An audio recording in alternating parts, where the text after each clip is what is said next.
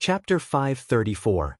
The Realm of Eternal Indestructibility. The Buddha Immortal's muttering made Zhang Buku and the others even more nervous, for they could feel the Buddha Immortal's urgency. The more so, the more dangerous it was for them. The Buddha statue that the Buddha Immortal had transformed into was slightly trembling, as if it were about to crack. Escape!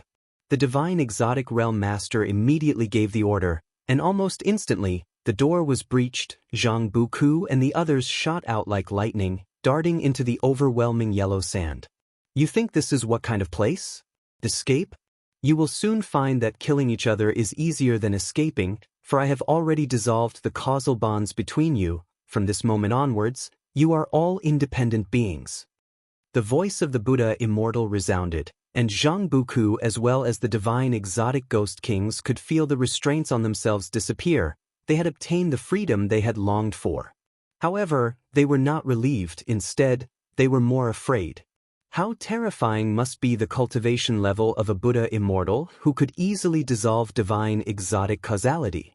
Even Zhang Buku, who was afraid of neither heaven nor earth, felt despair. Having left the celestial spirit great world for thousands of years, having endured so many hardships and dangers, is it really going to end today?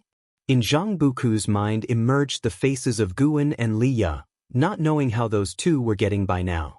Such thoughts came quickly and left quickly in his mind. He did not have the luxury to think about so much.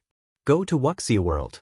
Sight after killing the silent destruction god emperor, Guan's life resumed its tranquility. The celestial spirit god also made no move, still sitting under the world gate. The 7 subordinates of the silent destruction god emperor had not noticed anything amiss. In their view, it was impossible for anything to happen to the silent destruction god emperor, and since their cultivation level was far below that of the silent destruction god emperor, they could not deduce the silent destruction god emperor's causality. The fall of the silent destruction god emperor, capable of overturning the celestial spirit great world, did not cause any impact on this world. The world's currents surge and ebb. There are always those who call the wind and summon the rain falling from power, and there are always new figures emerging, dominating the scene. Time flew by swiftly. 2,000 years passed in a blink of an eye. The human world has entered a new chapter. This year, just after the new year. Immortal seeking island. Guan was strolling on the street, an Xian and blood prison great saint following behind, with Hu Shaojian walking in front, bending over, continuously introducing the situation along the way for the 3 of them. Hu Shaojian, who was over 8,000 years old, had also reached nirvana, and now held a very high status on Immortal Seeking Island. Many people seeing him so respectfully guiding others, could not help casting curious glances at Guan. However, as soon as they turned their heads, the image of Guan was gone from their minds, leaving them puzzled, but it wasn't long before even that puzzlement disappeared. Guan, looking at the bustling Immortal Seeking Island, had a smile on his face.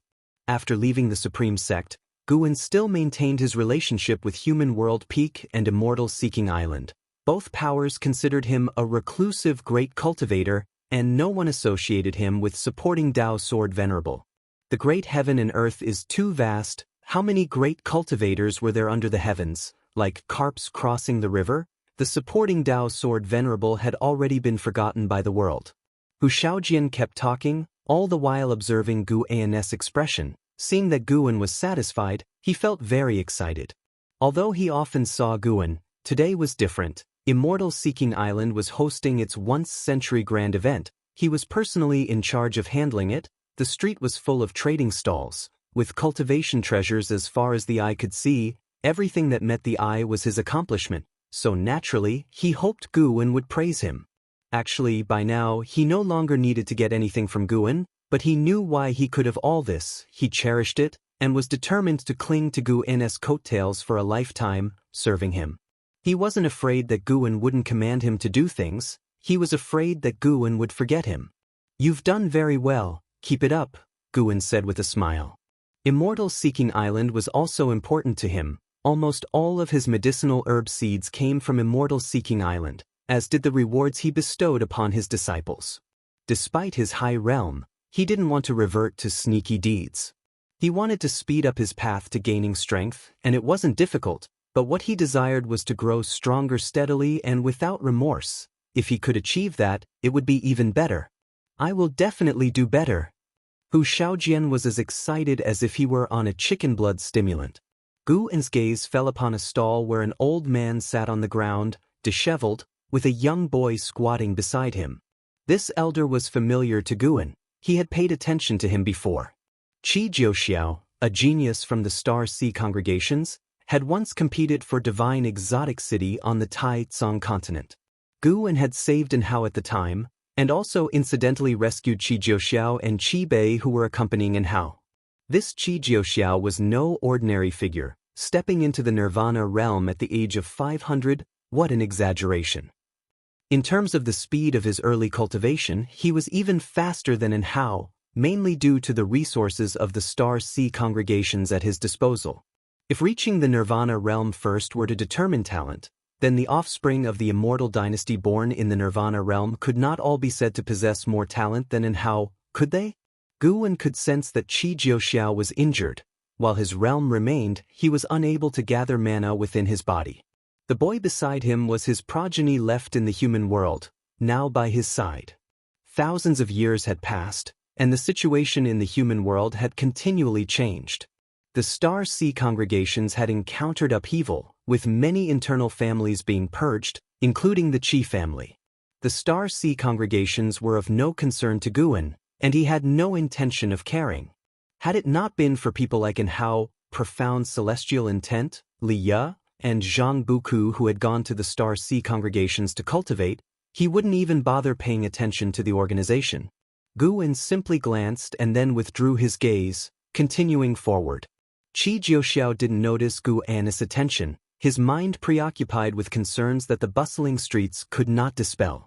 "Master, how long will we stay here?" The boy next to him asked, his eyes falling on Gu En and others, feeling that these people had an extraordinary status, their aura completely different from the passers-by. Qi Jiuxiao, with his head lowered, softly said, "Until the Immortal Seeking Conference ends."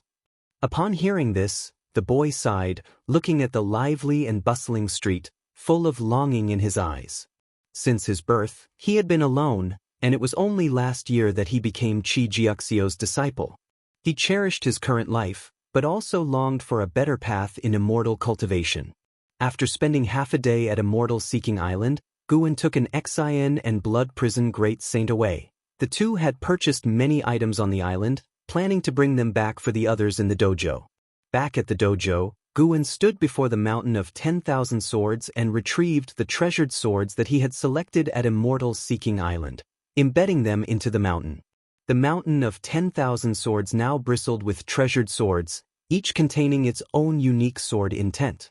After placing the swords, Gu En began to admire his creation. Over the years, aside from comprehending the Great Tao, he had not neglected the Sword Tao. He could now connect with the Sacred Heart Sword Tao created by Yang Xian. After all, Yang Xian was him, so controlling the Sacred Heart Sword Tao was not difficult for him. The Sacred Heart Sword Tao, everlasting within the river of Sword Tao, sparked Gu En's interest in the river of Sword Tao. If the Tao could become a river, then it could be everlasting. This mystery fascinated him. He hoped that his mountain of 10,000 swords could reach the state of being eternal too. After watching for a while, Gu En suddenly felt something, his pupils reflecting a scene. There was a great battle upon the river of Sword Tao. Both combatants possessed the cultivation level of profound yuan-free immortal. Their Sword Tao prowess was incomparable, not even weaker than the Sword Annihilation ancestor. Gu En observed their Sword Tao clash and understood their complex causality. Both hailed from different great thousand worlds, both believers of the Sword Tao, and both looking up to the Sacred Heart Sword Tao. As the long years passed by, Yang Xian was no more, but his Sword Tao had become an eternal existence. Chapter 535. The Calamity of a Strange Golden. The void of endless darkness, a sparkling river flowed quietly, with neither its source nor its end in sight. This was the river of Sword Tao, situated within the space of the Great Tao. There were no stars here, no worlds, only endless darkness, and it was the only light in that darkness. The river of Sword Tao was vast and boundless, radiating an ancient and eternal aura. Somewhere along the river of Sword Dao, two figures were engaging in battle, their forms weaving and sword chi crisscrossing. Their sword chi was incredibly powerful, but when it fell into the vast river of Sword Dao, not even a splash was raised. As the scene zoomed in, looking from behind the two men, the river of Sword Dao seemed like an immense ocean, endless from any direction one looked. The collision of two strands of sword chi, carrying the dominant might that could shatter heavens and earth, forced both figures to retreat in unison, creating a distance of 10,000 miles between them. One of them, dressed in a blue robe and holding a wooden sword, directed his gaze toward his distant opponent, squinting as he spoke, "Such a nimble sword, do you hail from the Kanglan sword domain?" The other sword cultivator, dressed in white robes, held a long, slender black sword in his hand, the blade glinting with flowing light as if water slid across it. In response to the inquiry, the white-robed sword cultivator snorted coldly, "Your sword carries a fighting spirit. I didn't expect Battle Court to have people dedicated to the Sword Dao. I had thought Battle Court was all full of obsessive lunatics." The blue-robed sword cultivator answered, "Continuing our fight won't decide a victor." The white-robed sword cultivator remained silent, his eyes filled with dissatisfaction. In the Kanglan sword domain, his Sword Dao might not be the strongest, but he was invincible amongst his peers in the same realm, capable of sweeping through opposition even when entering a new great realm. But today he had met his match, and to make matters feel worse, his opponent came from the very battle court he disdained. For a force like the battle court to produce a swordsmanship genius he could not defeat was incredibly frustrating for him. The blue-robed sword cultivator was about to speak again when he suddenly turned his head, and not just him, the white-robed sword cultivator also glanced in the same direction. They both looked towards the same direction, only to see sword chi surging out from within the river of Sword Dao, amassing into a figure on the surface of the river. See Tichnell Fire. NT website on Google to access chapters of novels early and in the highest quality. Seeing this figure, both sword cultivators frowned simultaneously, a sense of unease filling their hearts. Far in front of Mountain of 10,000 Swords, Guwen also saw this figure. He was unable to deduce the figure's causality, signifying the person's high level of cultivation. Under Guwen's gaze, the mysterious figure slew two profound Yuan-free immortals with a single slash, then turned and walked into the river of Sword Dao, disappearing from sight. Although he couldn't see through the figure's causal origins, he felt the use of the Sacred Heart Sword Dao. Speaking of which, even the silent destruction god emperor could not progress in his path upon seeing the Sacred Heart Sword Dao. Just how alluring was the draw of the Sacred Heart Sword Dao. Although Guwen could control the Sacred Heart Sword Dao, he merely borrowed its power and was unable to extract the Sacred Heart Sword Dao from the river of Sword Dao. He could allow others to cultivate the Sacred Heart Sword Dao or forbid it. However, before he integrated the memories of Yang Xian, someone had already begun cultivating the Sacred Heart Sword Dao, and he had no desire to cut off their progress. Guwen retracted his gaze and continued to stand still in place. After a long time, Chen Chuan arrived beside Guwen and said, "Master, I have encountered a bottleneck." Guwen spoke softly, "The time has not come." Chen Chuan was taken aback. He scratched his head and said awkwardly, "Master, I haven't even said anything yet." The hardest part of immortal cultivation is enduring the years. To resist loneliness and inner restlessness is even more difficult than breaking through realms, Guwen said casually. After speaking, he turned and walked away. Chen Chuan followed his steps and said, "I heard disciples from Qingkuan's sect discussing someone named Lia, who wields the Nine Extremes Sacred Heart Sword. Is the Nine Extremes Sacred Heart Sword the one I wanted to obtain thousands of years ago?" With his current Dao practice, he didn't need to leave the Daoist field of the beginningless to peek into Qingkuan's sect. Unable to leave the dojo, Qingkuan's sect thus became his channel to understand the outside world, and not just for him, it was the same for others within the dojo. Apart from Xinzhen and Xen, the blood prison great saint, the white spirit rat, the others dared not leave the dojo, nor did they challenge Guwen's different treatment of certain individuals, because they knew these people would follow Guwen eternally, while they themselves did not have such firm resolve. Gu An's decision to keep them was also out of the hope that they would accumulate strength. Gu An responded, and after thousands of years had passed, Chen Chuan finally wanted to go out into the world, both to investigate the cause of his parents' deaths and to satisfy his curiosity about the world.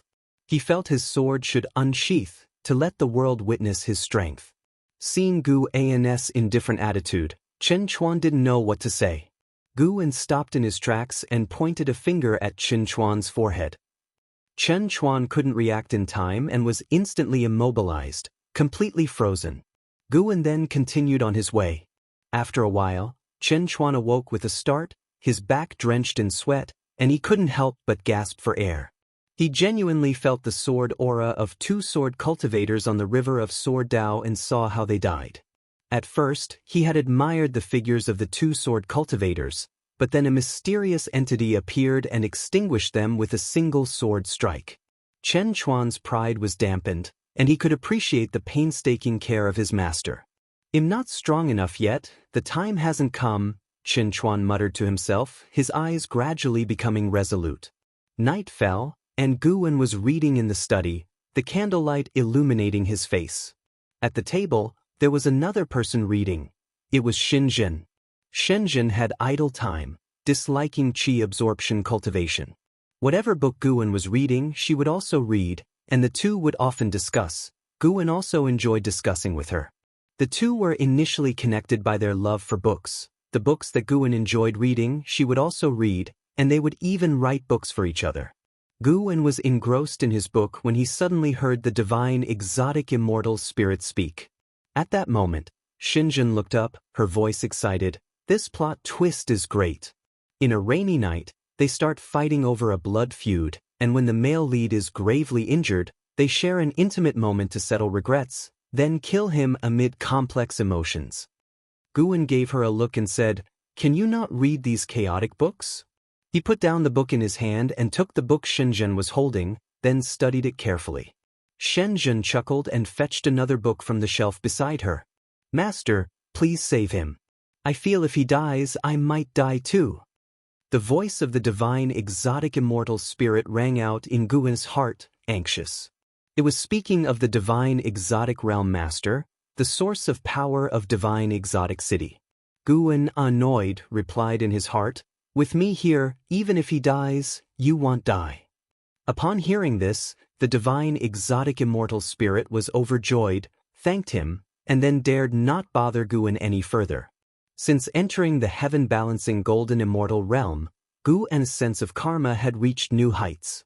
2,000 years ago, he had heard Zhang Buku's cry for help, but he wanted to use this crisis to make Zhang Buku stronger, so he had not intervened. When the time was right, he would naturally take action. After the divine exotic immortal spirit calmed down, Gu An's thoughts drifted.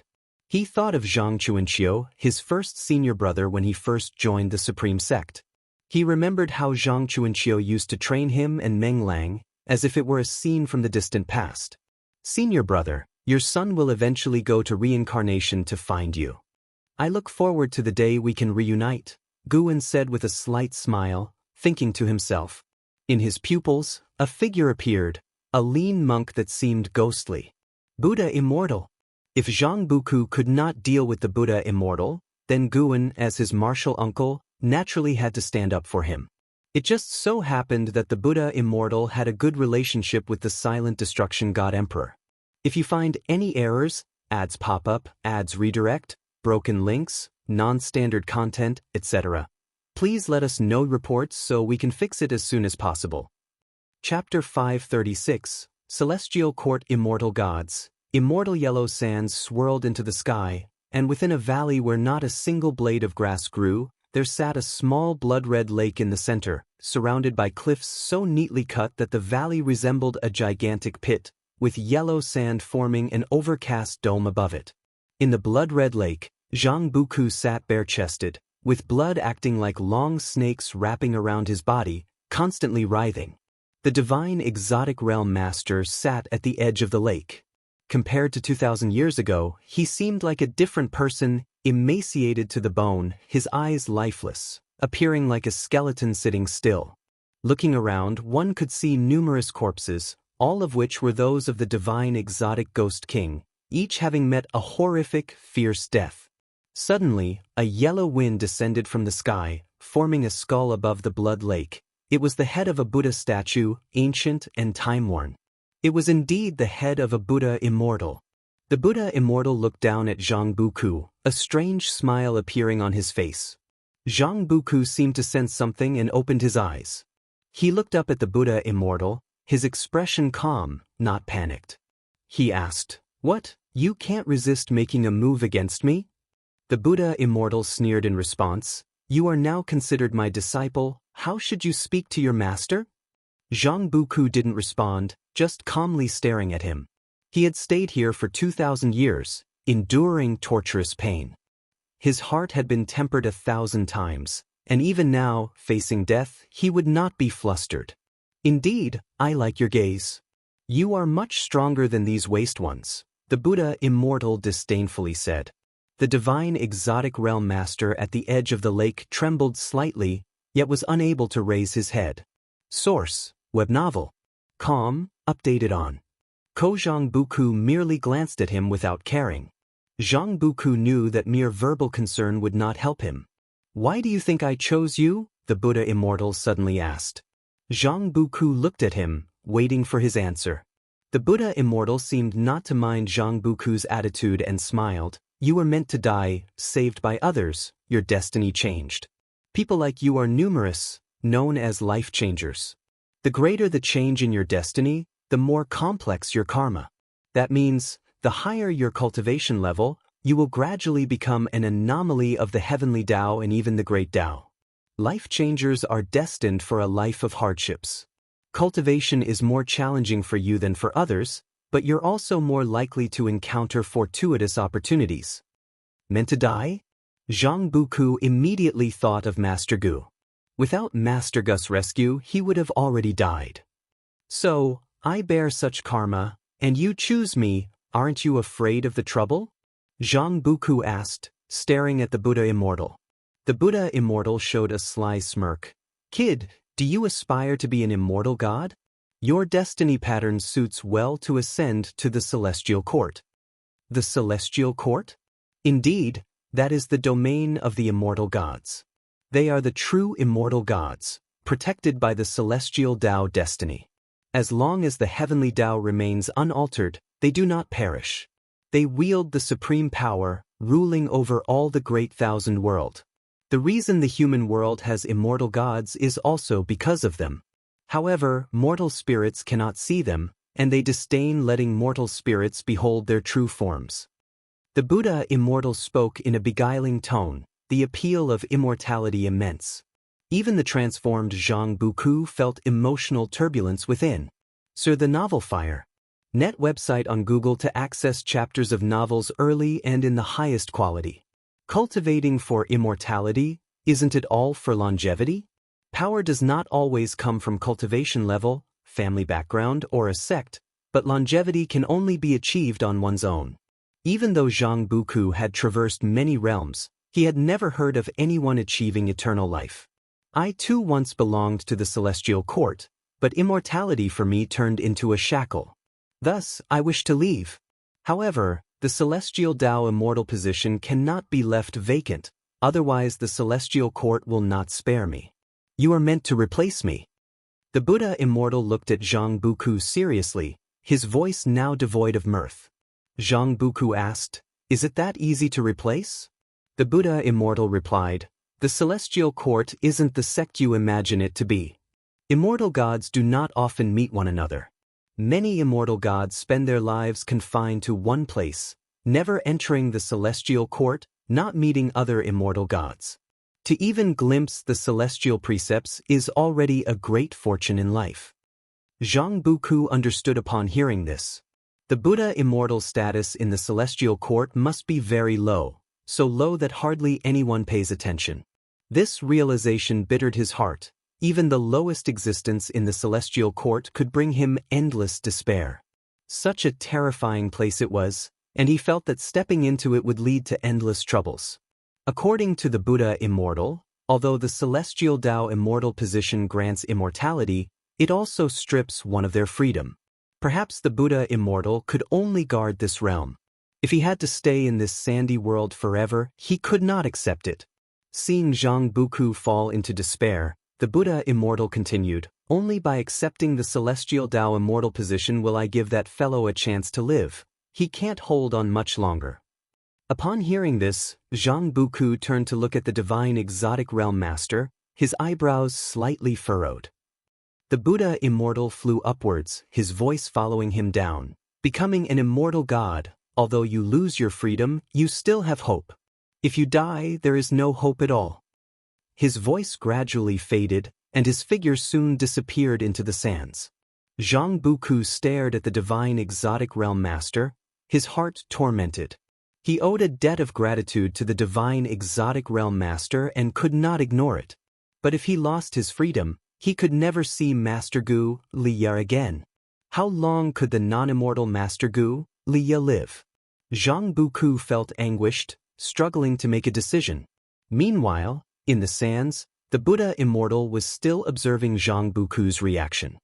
He showed a sinister and cold smile, murmuring softly, "Want to become an immortal? Are you worthy?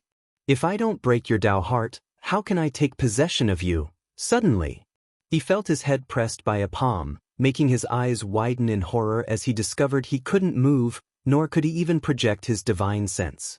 In that moment, his senses failed him. He couldn't see what was above him, nor could he mobilize the mana within his body.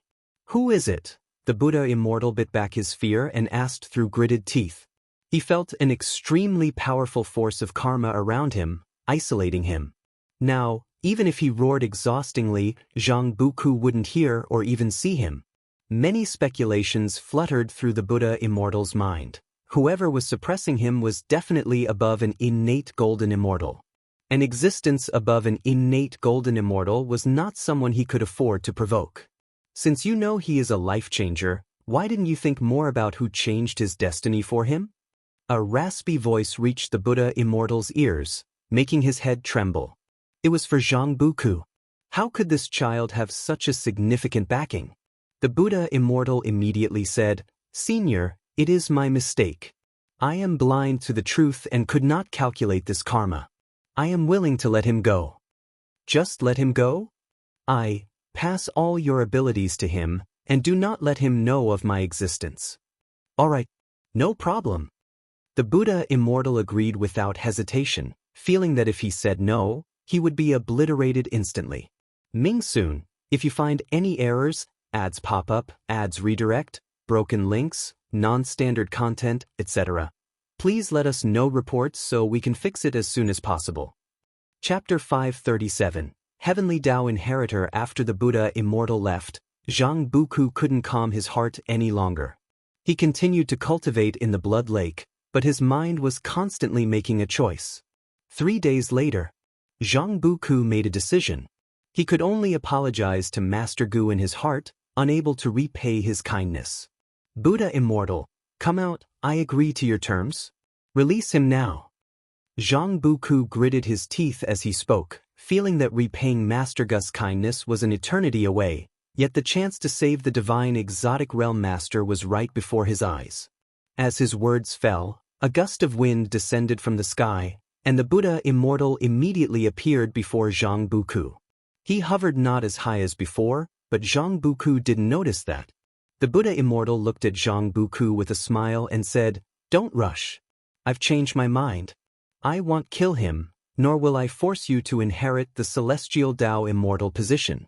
Truth be told, I don't have the celestial Tao immortal position at all. The reason I'm hiding here is that I abandoned the celestial Tao immortal position. Heaven does not tolerate me. I intended to possess you and live on through your identity." Upon hearing this, Zhang Buku's face turned furious. Anyone would be angry if they were played with, especially after enduring 3 days of inner struggle to come to this decision, and now, facing the enraged Zhang Buku, the Buddha Immortal quickly said, "Anyway, he can still be saved. I've also changed my mind and am prepared to truly cultivate you. For you, this result is better than what you expected." Zhang Buku looked coldly at the Buddha Immortal, clearly not trusting him. The Buddha Immortal inwardly groaned in distress, but, Thinking of that terrifying being, he had no choice but to continue explaining. Upon calculating, I discovered that possession might not yield a good outcome for me, but your destiny pattern is exceptional. I've decided to teach you to the best of my abilities. If one day you achieve enlightenment and possess power beyond my reach, I hope you can turn back and save me. Zhang Buku frowned in doubt at these words, half believing and very hesitant. The Buddha Immortal sighed and said, "From my perspective, millions of years are like a single day. I can continue to wait, at least it's safer. If discovered by Celestial Court, then there's no salvation for me." Source: Web novel. Calm, updated on. Zhang Buku remained silent. The Buddha Immortal immediately turned around, opened his mouth, and spat out a beam of bloody light that fell upon the divine exotic realm master. The realm master's breath rapidly recovered, and their flesh began to look fuller. Seeing this, Zhang Buku believed him for the most part. However, another confusion arose. Did the Buddha Immortal really come to this realization on his own? Why did the whole situation seem so perplexing? Daoist field of the beginningless, inside a room. Nighttime still filled the view outside the window. Shenzhen was still reading. Gu N's spirit retracted without drawing her attention. To warn the Buddha Immortal, it wasn't Guan himself who went, but a manifestation created by the power of karma. With Zhang Buku and the divine exotic realm master there, Guan could quickly locate them. Their world's rules of heaven and earth couldn't restrict Guan. To Zhang Buku, the celestial spirit great world was very, very far away, so distant he didn't know if he could ever return in this lifetime. But in Gu N's eyes, Zhang Buku wasn't too far, even if he was in another great thousand world. Going there wouldn't be too difficult. The hardest part of crossing the great thousand worlds is passing through the world gate, guarded by the celestial spirit god. Gu N was different. He could traverse different great thousand worlds using the river of Sword Tao. The river of the great Tao exists outside the universe, an unfathomable concept. The enlightened can use the river of the great Tao to travel to different places. However, most who enter find themselves perplexed and unable to find an exit. Only the desperate enlightened would flee into the river of the great Tao. Contemplating different great Taos allows entering the respective rivers. Those musing on the path of destiny may enter the river of destiny, and those on the Sword Tao may enter the river of Sword Tao. To glimpse the rivers of the great Tao is incredibly challenging. Not every profound yuan-free immortal can do it. It purely depends on one's comprehension. Guan closed the book and said, "Dawn is nearly here. You can go back now." Shenzhen glanced at him and asked, "Why the hurry tonight? The last time we discussed Green Hero Travelogue, we talked for a whole day and night. I just went through a struggle and am somewhat tired." Sar the Ovalfire. Net website on Google to access chapters of novels early and in the highest quality. What struggle? My will went to grapple with an existence far beyond the 9 heavens of the immortal path, Guan said, feigning a sense of gravitas. Shenzhen rolled her eyes at this. The night went by, and she never saw Guan rise from his seat. The words sounded hollow to her, and naturally, she did not believe them. "All right then, it's rare that you hurry me along. I just hope you haven't gotten too engrossed in your books." Shenzhen stood up, placed the book she had in her hands on the table, and then turned to leave. As she reached the door, she looked back at Guan and asked, "Do I need to illustrate this book tonight?" Guan glanced at her and said gravely, "How many times must I tell you? There are 3,000 paths to enlightenment, but some paths should be taken less." "Then I won't draw it." "Wait, draw it. It'll help correct your thinking," Guan replied, causing Shenzhen to cover her mouth and giggle. She didn't argue with Guan, instead stepping out of the room. Once Shenzhen had closed the door, Guan took out pen and paper and began to write. In the tranquil cosmic starry sky, the celestial Tao golden core still stood at the end of the long bridge, with an house sitting in meditation before it, looking so solitary. He faced the celestial Tao golden core, brows tightly furrowed. A figure emerged within the celestial Tao golden core, walking toward him, all the way to the edge of the golden core, and then stopped to look at him. "Aren't you still unwilling to let go?" A voice came from within the celestial Tao golden core, seemingly belonging to the young immortal emperor. And Hao didn't open his eyes and said, "It's not that I'm unwilling to let go, I have no choice. You tell me to run, but where can I flee? The river of great Tao is one way out. I am still far from the river of great Tao, and moreover, there are people here I cannot abandon. How foolish! The destruction of heaven and earth is destined. It was long decided that the celestial spirit great world should be destroyed. The only reason why these fragments remain is that the celestial spirit God is waiting for the return of the master of the great world. If you do not flee, you will surely perish along with the fragments of the world. You possess a destiny pattern that should not exist in the great thousand world. To die here would be such a pity." The voice from the celestial Tao golden core came again, urgent in its tone. And Hao did not answer. "Your most revered master has already fled. Don't you understand? Staying here is meaningless." The mysterious voice spoke with a tone of disappointment, prompting in Hao to open his eyes. And Hao said gravely, "My master could not possibly flee. If he left, it was for other matters." In his heart, his master was a fearless, transcendent being, one above reproach, even by the whim of heaven. He now realized that the celestial Tao golden core before him was of heavenly Tao, but had betrayed it. The true aim of the celestial spirit God was the master of the golden core. The thought of all the great heaven and earth perishing ignited a fighting spirit within him. He wasn't afraid, nor uneasy, nor even angry. What he had was anticipation.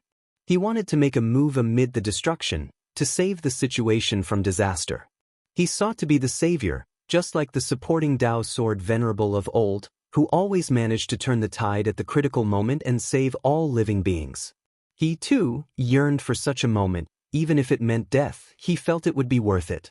"Enough, since that is the case, I shall give you a chance." Other figures began to appear inside the celestial Tao golden core, walking from the depths, more and more of them. As Hao saw this scene unfold, his brows furrowed deeply. He did not rise but waited instead. They are all the heavenly Tao inheritors of past generations. Though they have died, their power can be bestowed upon you. You shall be our last chance. Hearing these words, Hao's pupils gradually turned gold, just like the celestial Tao golden core, exuding the majesty of heavenly Tao. If you find any errors, ads pop up, ads redirect, broken links, non-standard content, etc., please let us know reports so we can fix it as soon as possible. Chapter 538 Imperial Dynasty and Sect. Ever since the Buddha Immortal began teaching Zhang Buku cultivation, 200 years had passed. With the new spring just over, the nine-spirit continent was bathed in sunlight, its vast mountains and rivers brimming with life, while flocks of birds darted out of the forests. Atop a large tree, Guan leaned against the trunk as he opened his attribute panel to check. Name, Guan, lifespan, 9045/77, 189, 605, 409. Physique, primordial infinite body. Cultivation level, balancing heaven golden immortal realm perfection. Unconsciously, I had reached the age of 9,000. Guan felt emotional in his heart, remembering how in ancient Wuxia, those who were second in power often claimed to be 9,000 years old, a far and immortal age for ordinary people. When he reached the age of 9,000, he still felt very young. Compared to those old monsters, he was still a youngster. Youth is wonderful. Guan's gaze shifted below, where a small stream lay across the forest. On the other side of the stream, an Xian was instructing 3 young disciples of the Qingkuan sect, 2 males and 1 female, all appearing to be 17 or 18. They faced an Xian with great respect, afraid of missing any of her words. Guan could hear the thoughts of one young man who marveled at how beautiful an Xian was, his face even blushing slightly. This amused Guan. And Xin's appearance was naturally striking, and coupled with her cultivation at the loose immortal realm, her demeanor was extraordinary, almost like a celestial maiden descending to earth, something these young, newly love-struck juveniles could hardly resist. But with regulations and status differences in place, all they could do was think. After a while, an Xian stood up and said, "All right, you can return now." The 3 Qingkuan sect disciples promptly got up and paid their respects. The young man, filled with admiration for an Exan, asked, "Immortal Master, when can we see you again?" The other two also looked at an Xin expectantly. An Exan smiled softly, "If fate allows, we will meet again. I only guide each disciple of the Qiankuan sect once. It's only fair to the others." Upon hearing this, the three felt disappointed yet dared not plead, as before coming their masters and the sect's elders had strictly warned them never to offend the immortal master. An Exan waved her sleeve, sending them 100 miles away, not wanting to waste more words. She turned around and looked from side to side, and only after Guan appeared on a branch did she reveal a smile that would have stunned the three disciples had they seen it. During the previous instruction, an Xin had not shown a smile, leading the three to believe she didn't smile. "Master, Qingshan still claims these three have exceptional talent, yet I felt they were quite mediocre," an Xin spoke up. Guan replied, "Perhaps you haven't discovered their unique strengths yet. Everyone has virtues." Sar the Nelfire. NT website on Google to access chapters of novels early and in the highest quality. Reflecting on his words, an Xin thought about herself and found her master's words to be reasonable. After all, her Dao practice wasn't sufficient. If she were as powerful as her master, even a common white spirit rat could be trained into a demon king. Guan flipped down from the branch, leading an Xin towards the dojo. An Xin began to recount the major recent events within the Qiankuan sect. It was said that a genius had emerged within the Qiankuan sect. This disciple originally possessed mediocre talent, and his fiancée had been snatched away by a prodigy of the sect, while his family members were killed. Although many suspected the prodigy was responsible, there was no evidence. Many pitied this disciple, but that was all they could do. After several hundred years of obscurity, this disciple surprisingly demonstrated extraordinary cultivation talent and formidable combat abilities. He challenged the prodigy to a life-and-death combat, and the prodigy had agreed. Life-and-death combat was a rule within the Qiankuan sect, necessitating both parties to verbally agree at the law enforcement hall and sign a contract before the combat could proceed. Additionally, harming one's fellow sect members was considered a severe crime. This rule was established to provide an opportunity for those who sought to resolve their grudges.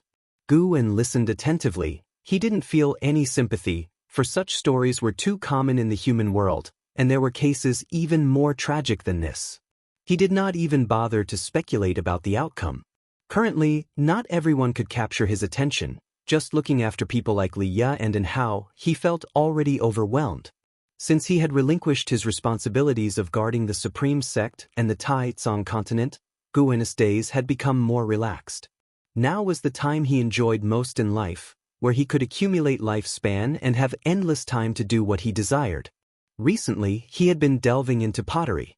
He planned to build a small town at the edge of the dojo for fun, not for any profit. As Guan and an Xin were casually discussing the events within the Qiankuan sect, far away at the Supreme Sect, Longqing was also troubled by matters within the sect. Now, Longqing had become a candidate for sect leader, managing all affairs of the sect, while LV Baitin had long retreated to pursue Daoist techniques. In the Elder Hall, Longqing sat at the primary seat with Long Jun and Candle Star standing on his sides. Dozens of elders gathered in front, incessantly debating. The Tai Tsong imperial dynasty has always followed orders from the Supreme Sect. Li Xiandao actually allowed his generals to compete with our direct disciples for precious treasures. Clearly he's testing us. That's right, Li Xiandao has really gone too far in recent years. The imperial power should not be controlled by one person. I think Li Xiandao wants to become a ruler like those of the Immortal dynasty. Don't forget, the Immortal dynasty was the one who started the war against the Holy Court. With the Saint King of the Holy Court supporting Li Xiandao, he indeed has the capacity to be arrogant. The most critical point is that this Saint King is a disciple of the supporting Dao Sword Venerable. If Dragon Gate Master could persuade Yang Jian, would Li Xiandao still dare to be rampant? The elders discussed fervently. Ji Hantian looked at Longqing seriously. Longqing, do you have a way to contact your master? Upon this statement, everyone fell silent. The reason Longqing felt troubled was because it involved Yang Jian, who he heard was the favorite disciple of his master. He answered, I cannot, but with my master's Tao practice, he is certainly watching every move of the supreme sect. Ji Hantian remained silent, and the elders exchanged glances. Many elders had never met the supporting Tao sword venerable, but they had heard many legends about him. Especially after entering the elder hall, they understood more about his esteemed status within the supreme sect. As long as the sword intent on the heaven-repairing platform remained undissipated, the revered status of the supporting Tao sword venerable within the supreme sect would not fade, nor would anyone dare to challenge his authority. An ancient sect elder spoke up. The Tai Tsang imperial dynasty has already dominated many seas, and although the supreme sect is growing stronger, its expansion is not as aggressive as that of the Tai Tsang imperial dynasty. I think instead of suppressing the Tai Tsang imperial dynasty, we should focus on developing the supreme sect. Once the supreme sect is strong enough, the Tai Tsang imperial dynasty will naturally come back to us. Hearing this, a female elder couldn't help but retort, "Develop? How do we develop? We are a sect, and our disciples' main duty is cultivation, not territorial expansion, plus we claim to adhere to the righteous Tao and must not plunder." Her words resonated with many. Suddenly, Candle Star chuckled, "Looking to develop? Your opportunity has indeed arrived." Everyone immediately looked at him, their faces filled with expectation. Candle Star was a highly accomplished Daoist, and his words might be true. Moreover, Candle Star had accompanied Longqing for thousands of years, frequently aiding the supreme sect, thus holding immense prestige, which was also why Longqing could swiftly wield great power. If you find any errors, ads pop up, ads redirect, broken links, non-standard content, etc., please let us know reports so we can fix it as soon as possible. Chapter 539, Celestial Spirits End. Invincible Power. Ji Hantian looked at Candle Star and asked respectfully, "I hope the senior can enlighten us. What exactly is the opportunity?" Candle Star smiled and said, "The Immortal dynasty will soon disperse. That is the opportunity." The Immortal dynasty will disperse? Wish. The elders were shocked. To them, the Immortal dynasty and Holy Court were colossal entities within great heaven and earth, overlord-level forces. The chaos in the world was due to the struggle between these two powers. How could the Immortal dynasty, which had stood through countless calamities, now fall?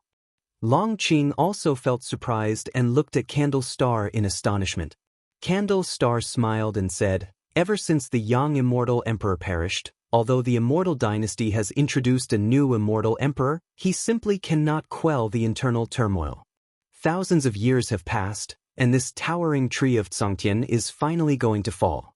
But with its fall comes vigorous life for all beings on the earth, be it Daoist techniques, magical treasures, or fortunes of the land. The supreme sect could gain much, much more from the fall of the Immortal dynasty." These words made the elders' hearts surge with excitement. They began to inquire when the Immortal dynasty would fall, to which Candle Star smiled mysteriously and said, "Soon." The news of the Immortal dynasty's impending fall spread throughout the world like a whirlwind, causing great alarm. Without the Immortal dynasty, wouldn't the Holy Court dominate the world, and wouldn't the world welcome an era of peace? Such thoughts arose in the hearts of 90% of those in immortal cultivation, and in time, more and more beings and powers started to anticipate the fall of the Immortal dynasty, which forced the internal factions of the Immortal dynasty to struggle even more fiercely. It seemed as if the dissolution of the Immortal dynasty was the direction of the celestial mandate, and under such a major trend, the Holy Court, on the contrary, appeared very silent. Because the young Immortal Emperor had moved another great world next to the celestial spirit great world, powerful forces began to rise there as well. Hearing that the Immortal dynasty would fall, the powers on the other side developed even more rapidly, as if afraid of missing their chance. Against this backdrop, another 10 years passed. Deep in the universe, within the silent extinction domain, fog from the great Tao surged, making the universe seem so quiet. The world gate, symbolizing the end of the universe, remained steadfast. The celestial spirit god, sitting in meditation beneath the world gate, radiated strong heavenly Tao light, dazzling and splendid. Beneath the strong light, the figure of the celestial spirit god seemed to have even more presence than the world gate. Suddenly, the world gate burst forth with a red light, flickering slightly, and in nearly an instant, the celestial spirit god opened his eyes, and two cold rays burst forth, scattering the great Tao fog as if it had met its natural predator. The celestial spirit god stood up, and the space of the universe twisted around him. He raised his right hand and reached out across the distance.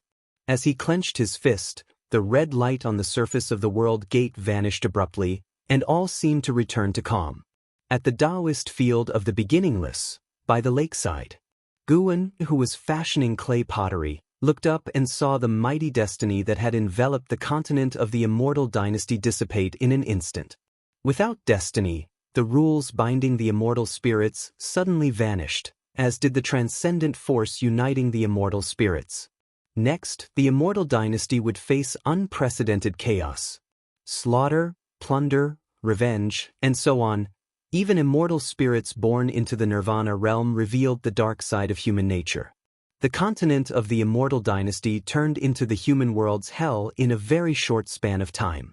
Those who wielded great power began to seek their own interests, tearing apart their usual facades to become entities that the common people of the Immortal dynasty feared. Guan continued to shape his pottery while watching this unfold. Having experienced so many lives through reincarnation, Guan's Tao heart had entered a higher level. In the worlds created by the great Tao, tragic scenes were everywhere. If one could not overcome the psychological impact and emotional pull of witnessing the tragedies of the human world, how was one to achieve enlightenment? Sir the Oval Fire. At website on Google to access chapters of novels early and in the highest quality. With the celestial spirit god personally dissolving the destiny of the Immortal dynasty, Guan saw the endpoint of the celestial spirit great world. The heaven and earth Tao fruit, symbolizing the heart of heaven and earth, would emerge in the future, and the world's powerful would flock to it. When someone obtained the power of that Tao fruit, the celestial spirit god would appear, and this time he would destroy everything. Pieces of the great world within the universe would cease to exist, one after another. In that vast and spectacular scene of destruction, the celestial spirit god turned and stepped toward the world gate. As he entered the world gate, it too turned into ash, indicating that this universe, this shattered great thousand world, would disappear. Watching this future, Guan couldn't help thinking about Hao, Liya, and others. With the lifespan dojo and his own cultivation level present, even if the universe perished, he was able to keep the people he cared about alive. But Hao, Liya, Longqing, and profound celestial intent were not the kind to quietly stay in the dojo, and they also had their own loved ones to think about. Human world was like a net, with each person intertwined in countless relationships that connected the whole of great heaven and earth. The person could be insignificant, trivial, but a person could also be crucial, indispensable. Guan was faced with only two choices. The first was to annihilate the celestial spirit god, offend the celestial court. The second was to play dead, give up the world he had lived in for a lifetime. He wasn't in a hurry to decide. Even if he chose to annihilate the celestial spirit god, he would still strive to delay as long as possible. The longer he could stall, the more lifespan he would accumulate, and the more confident he would be in dealing with the trouble from the celestial court that would follow. When faced with trouble, don't rush, don't panic, just one word, delay. Guan said leisurely, the pottery in his hands now taking the shape of a cauldron, its surface seemingly adorned with a dragon. The blood prison great saint, standing by his side, curiously asked, "Master, what are you referring to?" The blood prison great saint could sense the changes in heaven and earth but couldn't pinpoint exactly what was changing. He just felt that the world had become more tense, more dangerous. Any matter? Guan's answer made the blood prison great saint's eyes light up. He felt his master was guiding him. The blood prison great saint pressed on, "Master, how many more years will it take for this great chaos under heaven to end?" Guan looked at the pottery in his hands and said, "It will be faster than you imagine but also worse than you can imagine." He knew what Hao was thinking, understood the young man's lofty ambitions. But no matter how great the opportunities and even if he merged with the power of the heaven and earth Tao fruit, he wouldn't be a match for the celestial spirit god. Well, it was good for the young man to realize that the affairs of the world were far from as easy as he thought. He'd wait for Enhao's despair, then he would make his move. Thinking this, Guan began to look forward to Enhao's transformation. Enhao was good in every way, except he didn't value feelings enough. His heart was always filled with Guan and in Xian, he always felt he was born alone, that he only needed to repay gratitude. As for the wife who didn't show him kindness, he could abandon her. With Enhao's cultivation level, he must have sensed that he still had blood relations alive, but he didn't acknowledge them. This displeased Guan. Simply put, Enhao lacked a sense of responsibility. However, it was precisely because Enhao had flaws that Guan felt more motivated to guide him. If the young man was perfect, it would be hard for him to give advice. Worse? How bad? Asked the blood prison great saint. Guan glanced at him, and gold light burst forth from his eyes, piercing into the blood prison great saint's forehead, freezing him in place. Afterward, Guan continued to shape the pottery.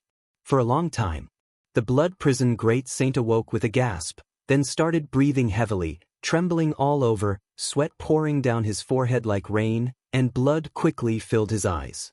He looked at Guan in fear and asked, "Master, who exactly was that figure?" "The celestial spirit god." Because it was inside the dojo, which isolated cause and effect, Guan wasn't afraid of being discovered by the celestial spirit god. After hearing this, the blood prison great saint memorized the name, looking at Guan, wanting to say more but hesitating. The might of the celestial spirit god had deeply shaken him.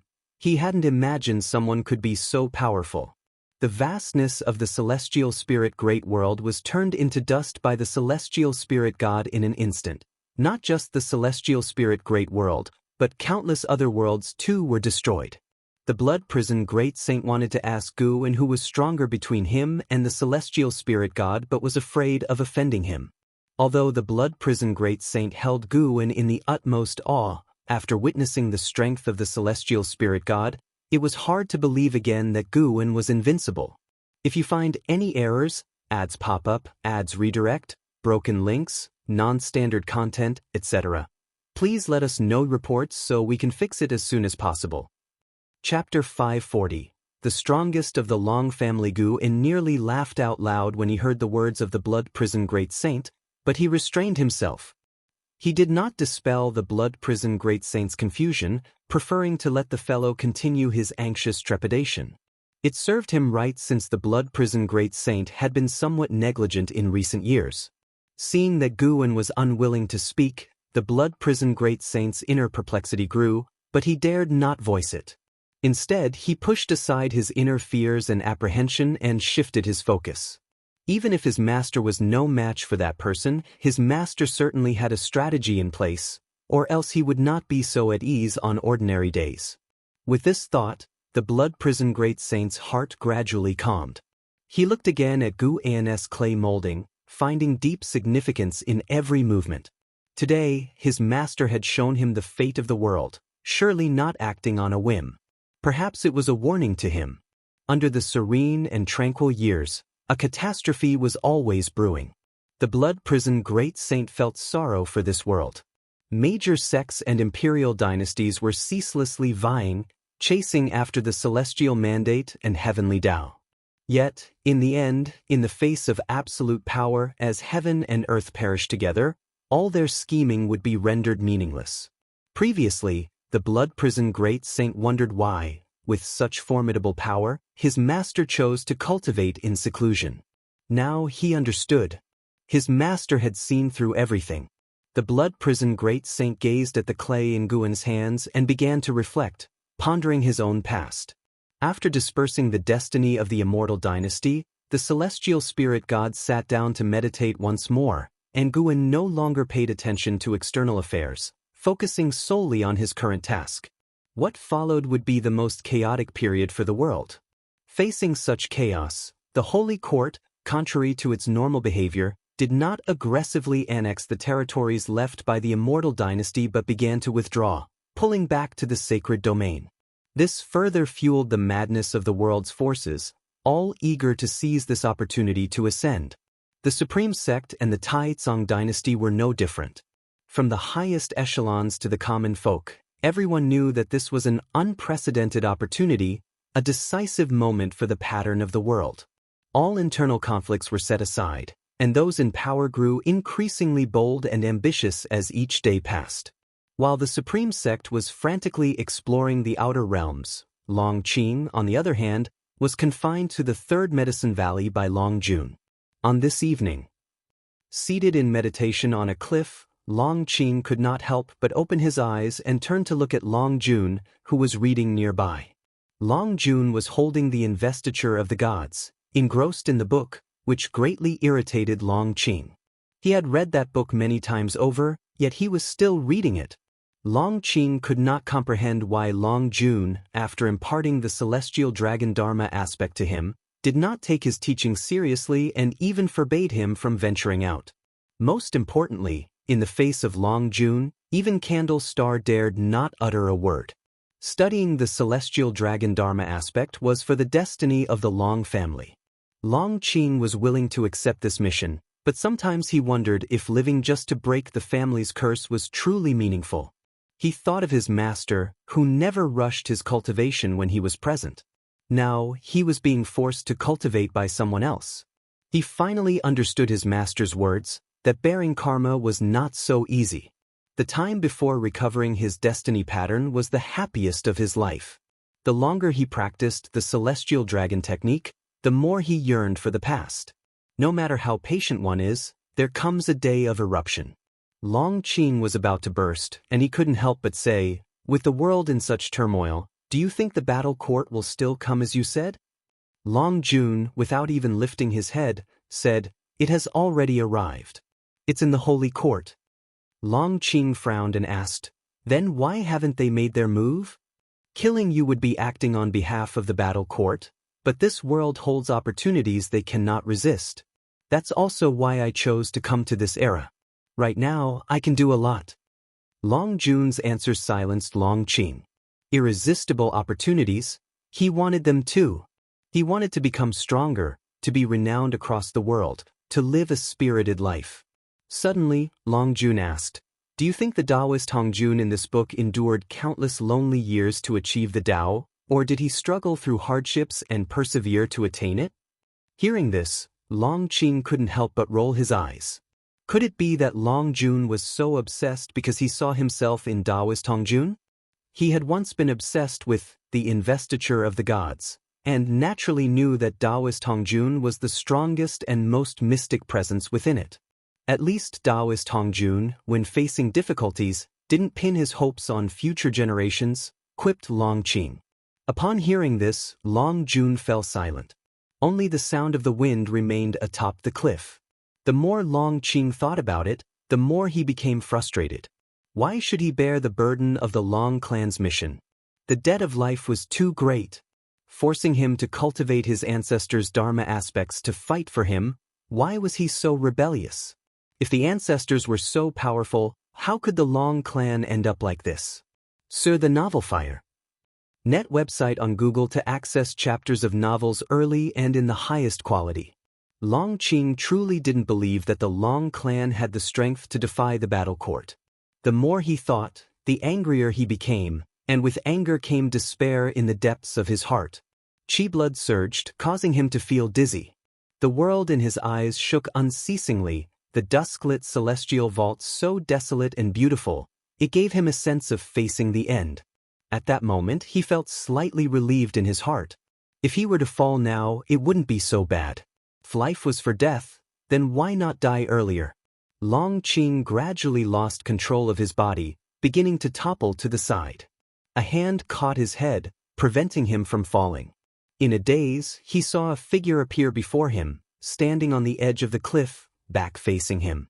The figure was so majestic, exuding an earth-shattering presence, making Longqing feel an unstoppable valor and indomitable spirit.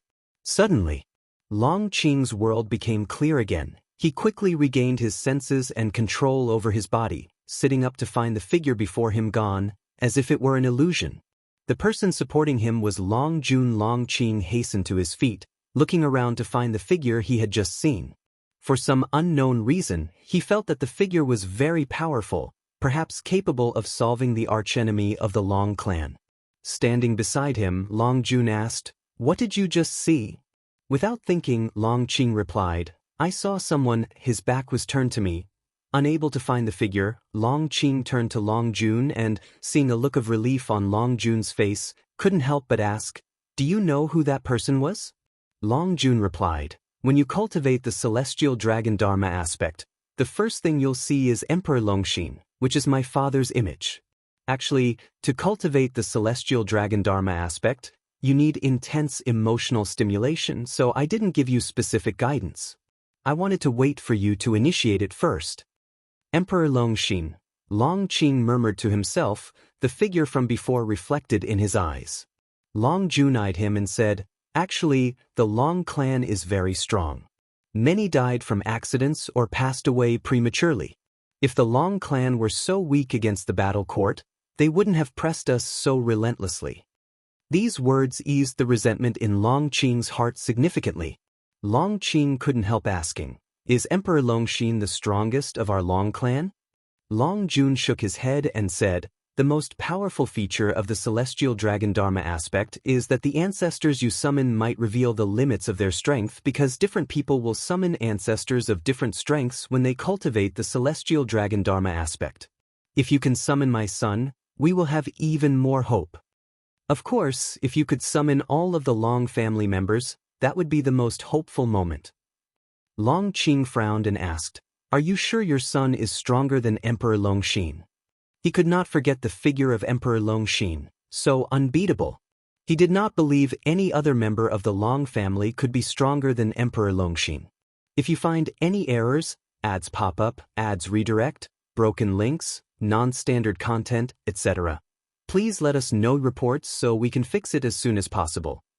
Chapter 541. Just enough to wipe out the celestial and earthly immortals. Once you can cultivate his Dharma aspect, you will understand that he can bear all hope.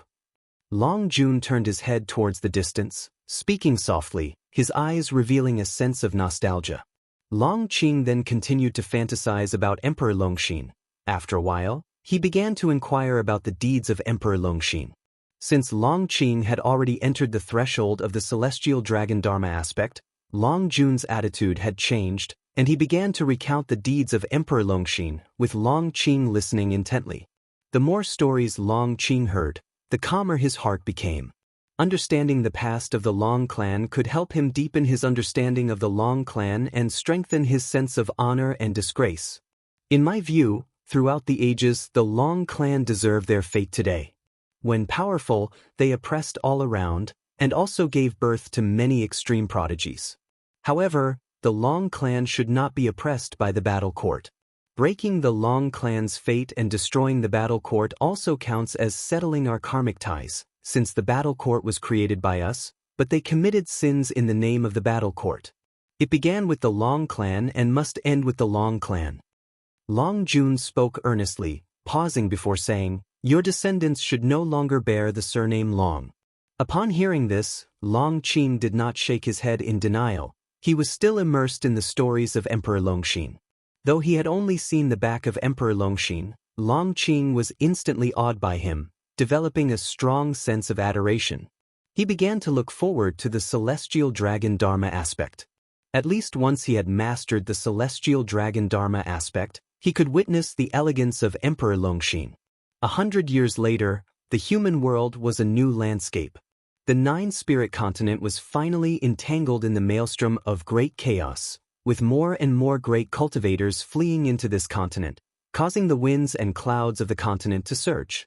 On the edge of the continent, on a beach, two women descended from the sky and upon landing, they quickly sat down to start cultivating energy.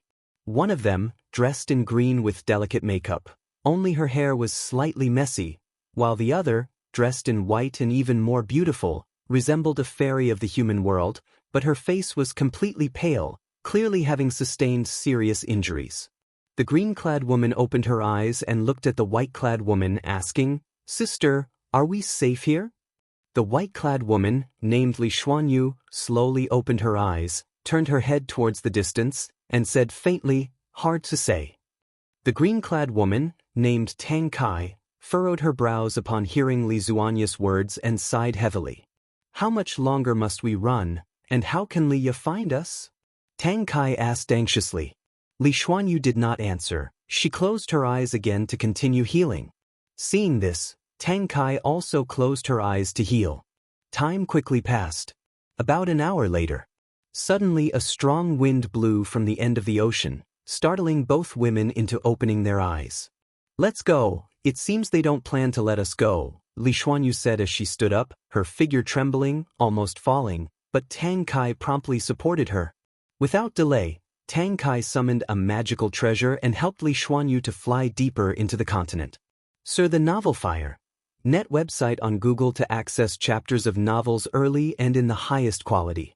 Shortly after they had left, countless black crows attacked from the sky, swarming and covering the heavens, their speed extremely fast as they quickly flew into the continent. Tang Kai, who was maneuvering the magical treasure, seemed to sense something, turning her head to look, her face changing drastically with panic filling her eyes.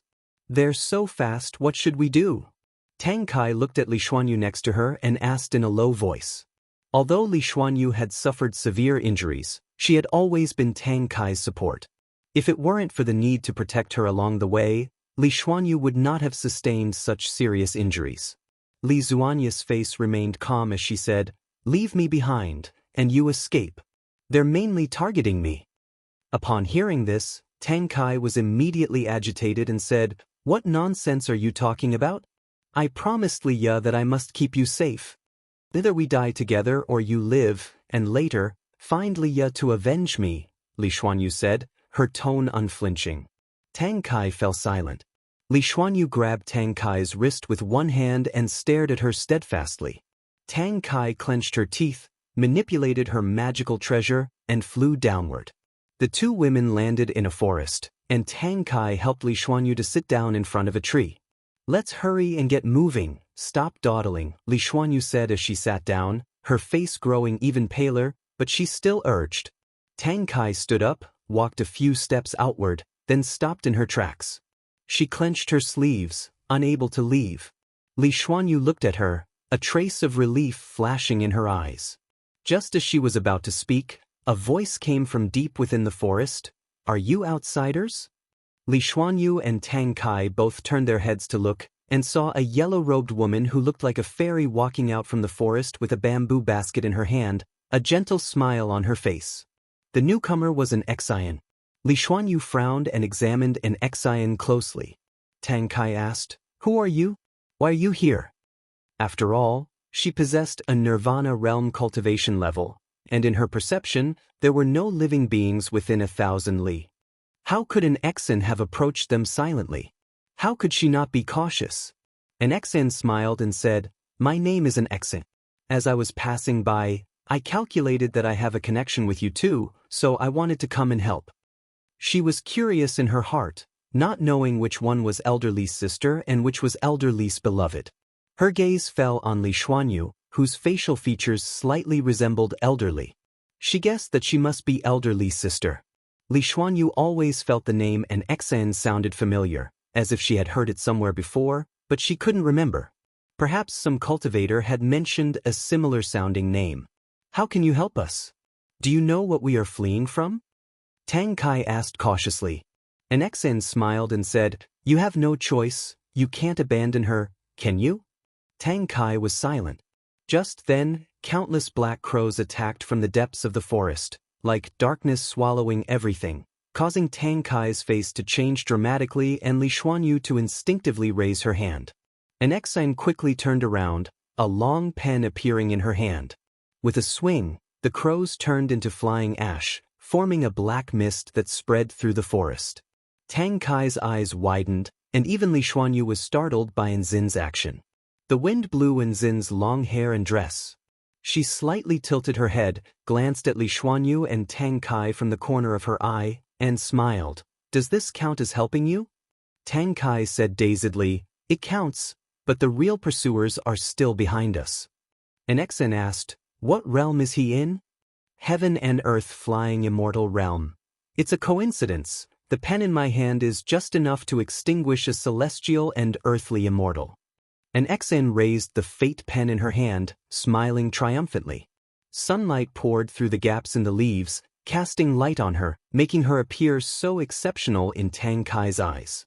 Such a demeanor she had only seen in Li Ye before, which was an absolute confidence that any trouble could be solved. Even Li Xuanyu had to admit that an Xen truly possessed a convincing aura. She suddenly remembered she had heard the name an Xen before, apparently from Li Ye, but why she brought up the name still wasn't clear, as it was a matter from long ago. If this woman knew Li Ye, then she could be trusted. An Xen put away her pen, then turned and smiled. Come with me. It'll take you to a place to heal. It's your first time on the Nine-Spirit continent, right? You can stay here for a while, perhaps you will find some serendipity. Tang Kai hurriedly gave her thanks and asked, Senior, why do you want to help us? She couldn't be at ease without asking. An Xen blinked and said, I know Li Ye, is that enough?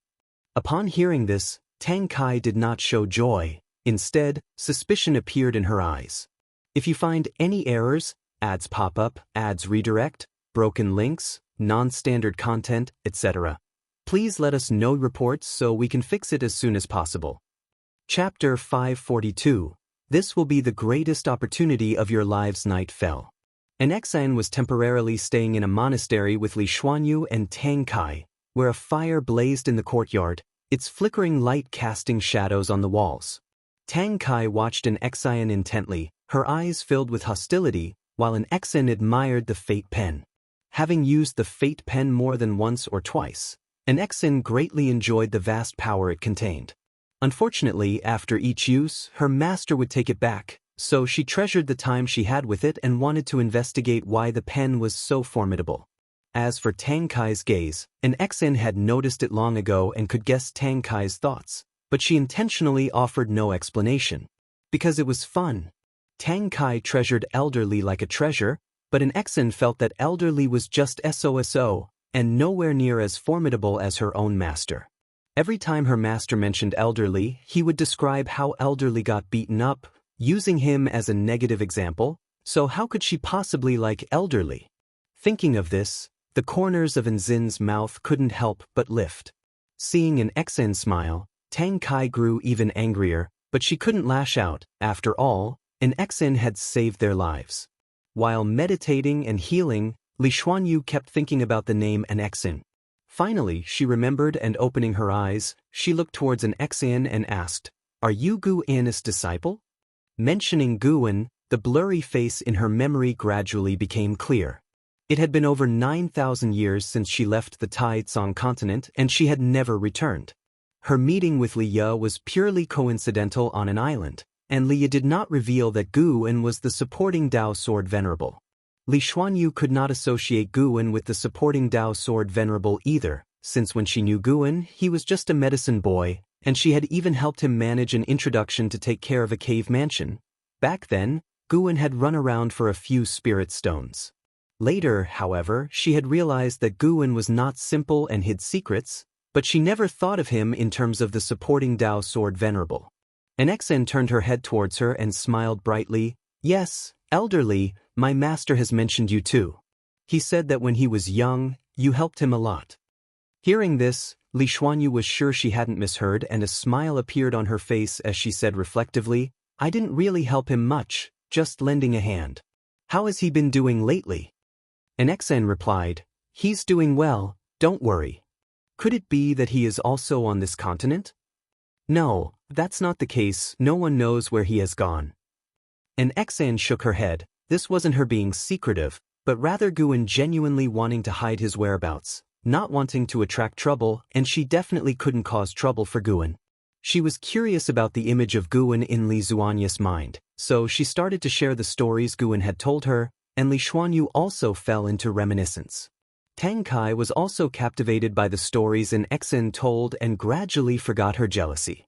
Hearing that Guan was Li Ya's junior brother, Tang Kai grew even more interested, as she was very curious about everything related to Li Ye, but unfortunately, before she could learn more about Li Ye, she had parted ways with him. The stories an Xen told were those Guan had shared with her. They might have seemed mundane, but on such a night, they brought Li Xuanyu and Tang Kai a sense of warmth and a touch of happiness. In Li Xuanyu's mind, Guan also gradually became clearer, and the old memories surfaced. Remembering how reserved Guan had been in front of her, a smile also appeared on her face. Over 9,000 years had passed, and many old acquaintances were buried in the earth, but Guan was still alive, and she was genuinely happy and surprised that Guan could teach such a disciple. A millennium passes just like a flicker in the human world. 9,000 years brought about such great changes. When an Xian finished speaking, Tang Kai curiously asked, "What is Guan's cultivation level now?" An Xian glanced at her, smiling radiantly. "How would I know? See this pen? This is his magical treasure." While speaking, an Xian raised the fate pen in her hand. Li Xuanyu and Tang Kai both looked towards the fate pen in Enzin's hand, unable to forget the sight of an Xian wielding the pen to eradicate a group of demons. Those black crows were no ordinary creatures. Even a loose immortal hit by them would be drained of all their blood essence. Just as an Xian was showing off the fate pen, Guan, who was far away in the Daoist field of the beginningless, lay reading a book while listening to their conversation. "Senior Sister Li, it really has been many years." Guan lay on a chair, a book in his hands, the corners of his mouth slightly upturned. That Li Xuanyu and Tang Kai were able to come to the Nine-Spirit continent was due to his guidance, using celestial signs to bring them to the Nine-Spirit continent coincidentally, and along the way, their survival from numerous brushes with death also had Guan's secret assistance. Back then, Li Xuanyu indeed had helped Guan, so if he could lend a hand with just a simple effort, he naturally would not be stingy. Helping Li Xuanyu was also for Li Ya's sake. With Li Ya's own sister and future wife in danger, how could he not rescue them? The reason he led the two women to the Nine-Spirit continent was because a great catastrophe was about to come outside, and only on the Nine-Spirit continent would they be completely safe. Guan closed his book and shut his eyes, lazily saying, "After you finish your act, I take the stage and the heroes of the world take turns, but who can really see through how deep the waters of this world are? Celestial Spirit God, I look forward to clashing with you." His voice echoed only within the room. He was speaking to himself. Amidst the mountains, Li Xuanyu and Tang Kai stood on a slope, looking at the magnificent scene ahead. Both women remained silent. Sir, the novel fire. NT website on Google to access chapters of novels early and in the highest quality. Following their gaze, in front of the mountains appeared a gigantic chasm, stretching to the ends of heaven and earth. The mountains on either side, too, had been pierced, as if a dragon comparable in size to the mountains had rolled over them, leaving behind this broken landscape. An Xian descended from the sky, casually playing with the fate pen. She chuckled. "Celestial and earthly immortals are just this, huh?" Li Xuanyu and Tang Kai had been on the Nine-Spirit continent for several months, and today, the mastermind who had been pursuing them had finally come to kill them. After a round of negotiations, an Xian, unable to stand the other side's ranting, chose to eradicate them. Tang Kai opened her mouth, but found herself unable to speak. The supreme great power that was the cause of her despair, just like that, was dead? Li Xuanyu looked at the fate pen with a complex expression in her eyes. Is Guan's cultivation level now at least higher than the heaven and earth flying immortal realm? She couldn't understand. She felt that her own adventures were numerous, and in her view, only Li Ya's growth rate was faster than hers. In fact, she always believed she was second to none. But what she witnessed today overturned her understanding. She felt that her peers couldn't possibly possess such power, let alone slaughtering celestial and earthly immortals. Even killing wandering immortals seemed unbelievable. An Xian looked at them and smiled. "Settle down in the Nine-Spirit continent. It will change your lives. I want to accompany you further." With that, she turned and walked away, but after a few steps, she stopped again. "Let me remind you once more, stay here. This will be the greatest opportunity of your lives. If you insist on leaving, you will regret it for the rest of your lives." An Xian leaped up, transforming into a streak of light and disappearing into the horizon. Tang Kai couldn't help but look at Li Xuanyu and asked, "What should we do? Listen to her?" Li Xuanyu looked in the direction and Xian had left and asked, "Do you want to have cultivation like hers, to stand shoulder to shoulder with Li Ya in the future, rather than always chasing behind him?" These words stunned Tang Kai. "If you find any errors, ads pop up, ads redirect, broken links, non-standard content, etc., please let us know reports so we can fix it as soon as possible."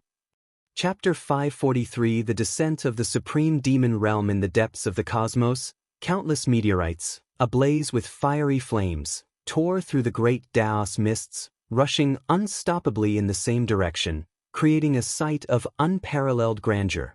The appearance of this group of meteorites alarmed the mighty beings within the universe, as countless divine senses reached out toward them. Upon an unmoving meteorite, Zia from Human World Peak was meditating in this area. He suddenly opened his eyes and was immediately startled by the swarm of meteorites approaching from the depths of the universe. He could feel the powerful forces contained within those meteorites, which even instinctively made him feel fearful. He immediately cast a spell to form a barrier, concealing himself. Soon, meteorites skimmed over him, their terrifying force causing the meteorite beneath him to tremble. "Is that?" Zia's pupils suddenly narrowed, and he saw a figure standing on one of the meteorites. Could this be a force? Looking in the direction they were flying, Zia's expression darkened. That direction was precisely toward the celestial spirit Great World. Thinking about the changes in the celestial spirit Great World over the years, Zia's heart filled with worry.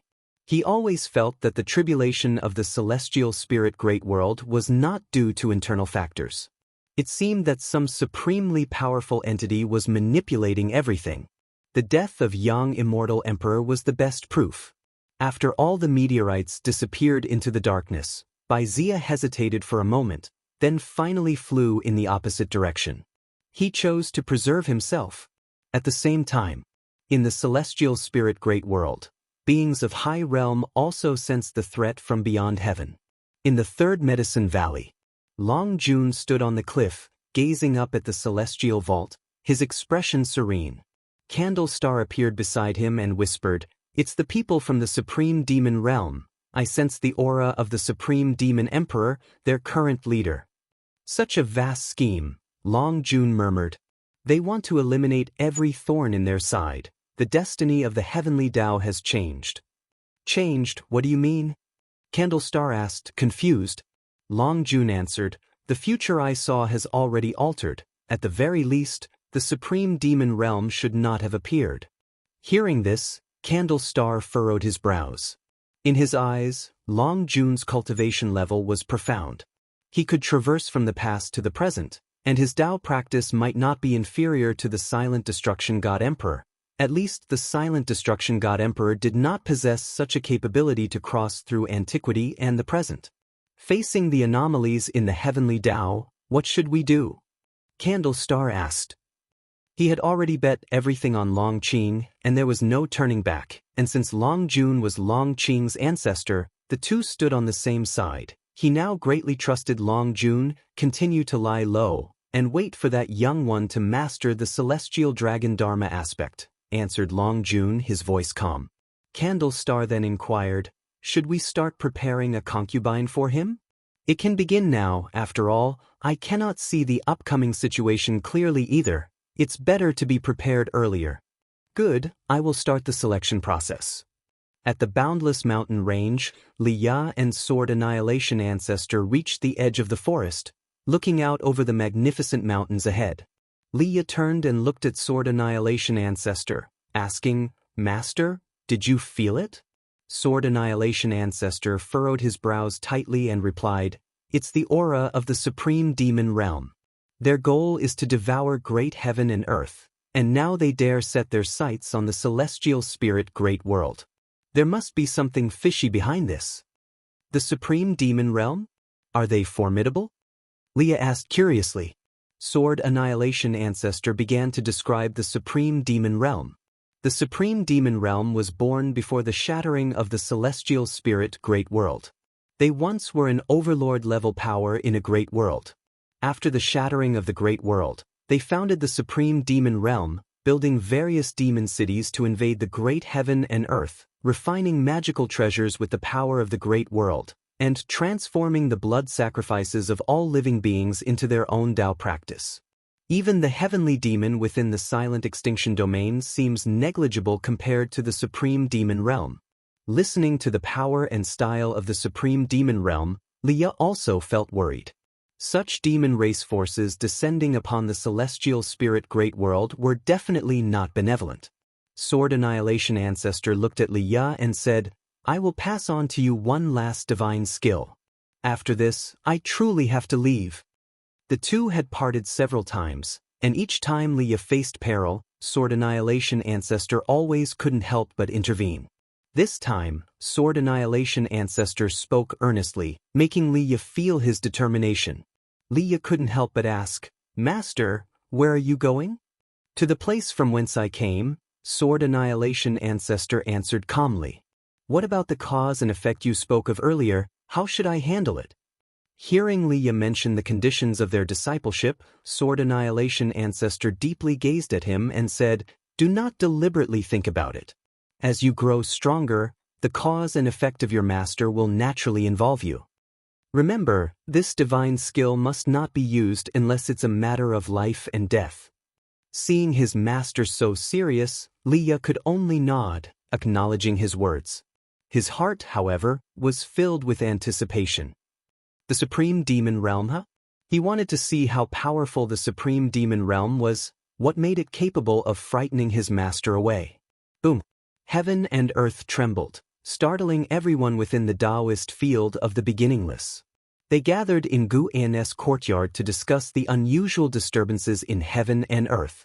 They could see many meteors from outer heaven falling on the horizon, a magnificent sight, followed by a nearly world-ending terrifying pressure. Sir, the novel fire. Net website on Google to access chapters of novels early and in the highest quality. Is this demonic chi? Could it be another invasion by the heavenly demon? It feels different from the aura of the heavenly demon, such a heavy scent of blood. I wonder if there are others besides our master and young immortal emperor who can save this world from continuous trials. There are countless strong beings in the world, but few who dare shoulder the safety of all living beings. While they were discussing worldly affairs, the door opened and Guan walked out from inside the house. Everyone immediately turned and greeted him.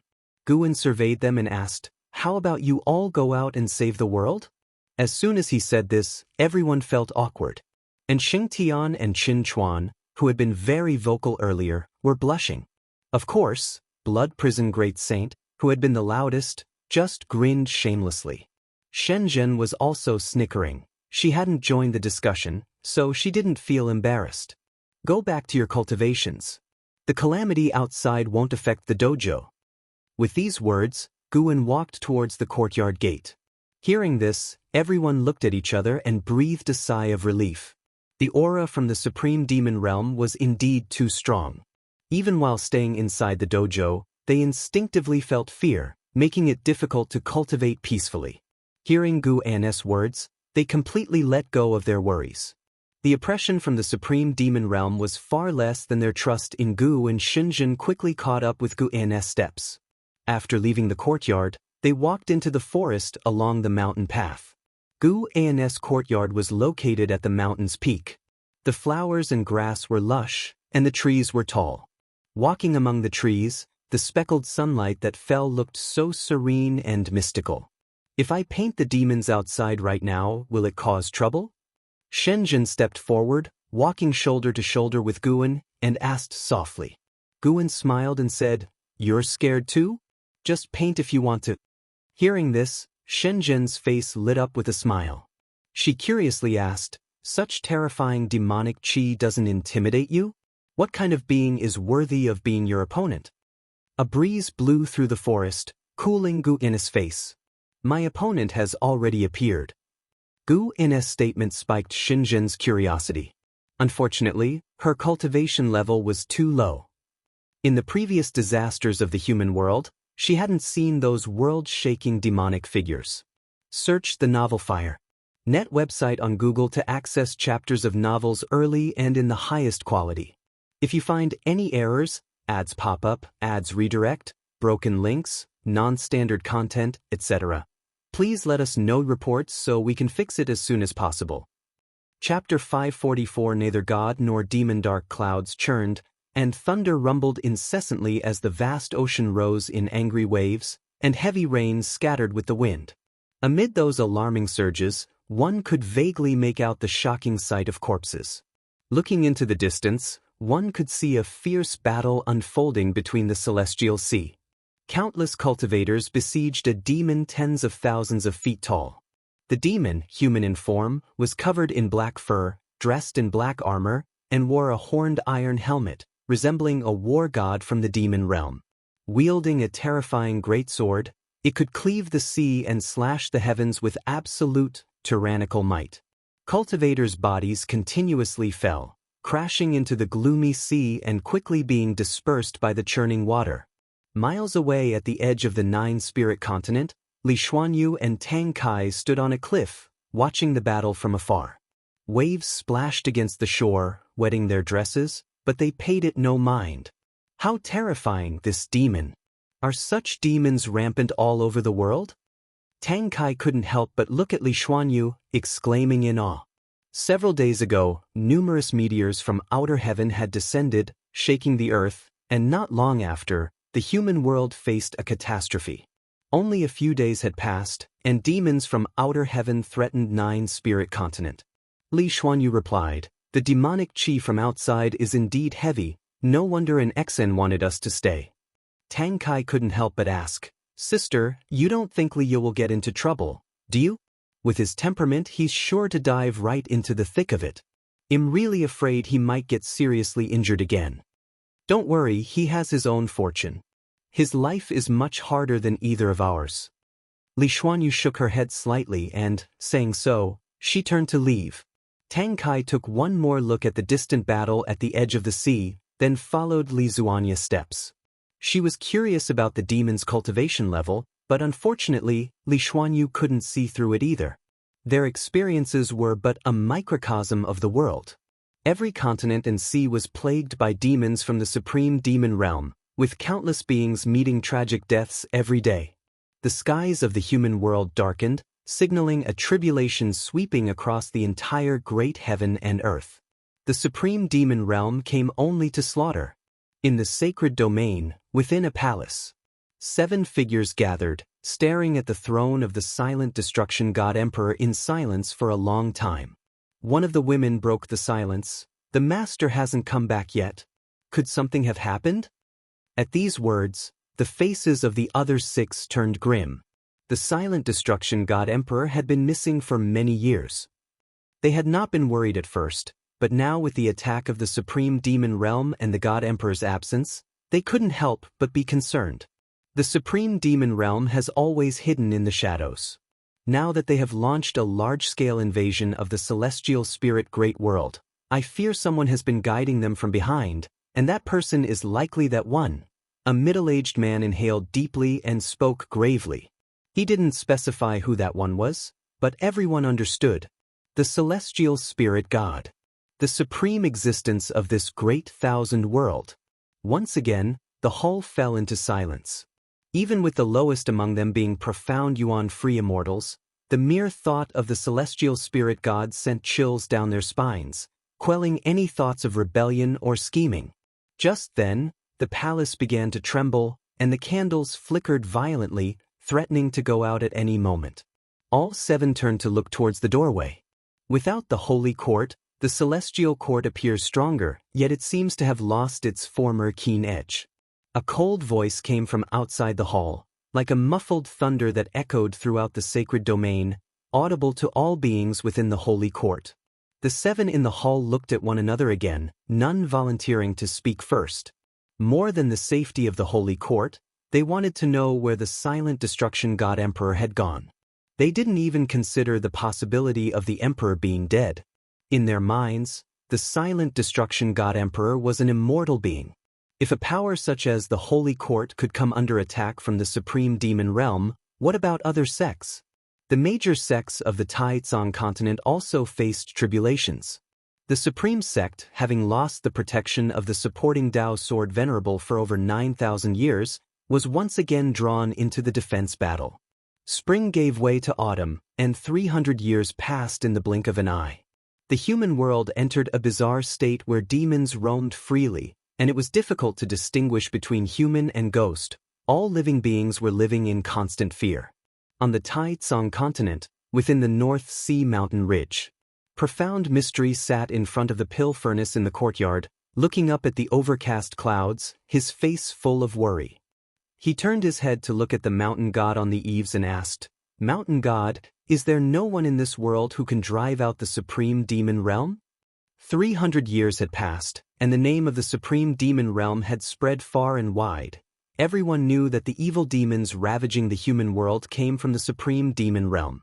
The Immortal dynasty had fallen, the holy court had been slaughtered by the supreme demon realm, and the entire world was shrouded in their darkness, with clouds so dense that hope was obscured. Although profound mystery lived in seclusion in the North Sea mountain ridge, occasionally cultivators and demons would pass by, which allowed him to stay informed of major events in the world. Now, even the Taicang continent was plagued by minions of the supreme demon realm. The powerful demons of the supreme demon realm, once they descended into the human world, recruited many minions. They were also able to nurture more demons, swiftly expanding the influence of the supreme demon realm to cover the entire world. "Of course there is," Guan casually replied while sitting on the eaves, whittling a bamboo stick. "Otherwise, there would be no living creatures left in the human world by now." With the invasion of the supreme demon realm, although the human world suffered greatly, it also gave birth to numerous heroes. Now, many great cultivators were preparing to besiege the main city established by the supreme demon realm in the human world, forcing the supreme demon realm on the defensive. CTH Novelfire. Net website on Google to access chapters of novels early and in the highest quality. Guan was but a pawn to the supreme demon realm. The celestial spirit god sought to use the power of the supreme demon realm to force out the heaven and earth Dao fruit. It seemed that the celestial spirit god could not personally annihilate all living beings. It was as though some force in the unseen depths was restraining the celestial spirit god, which made Guan even more curious about the celestial court that lurked behind the celestial spirit god. What sort of order did the celestial court have, and how were its classes of strength and weakness divided? After hearing this, the worry in profound mystery's eyes faded. Having secluded himself in the mountains for over 9,000 years, he too had his own insights.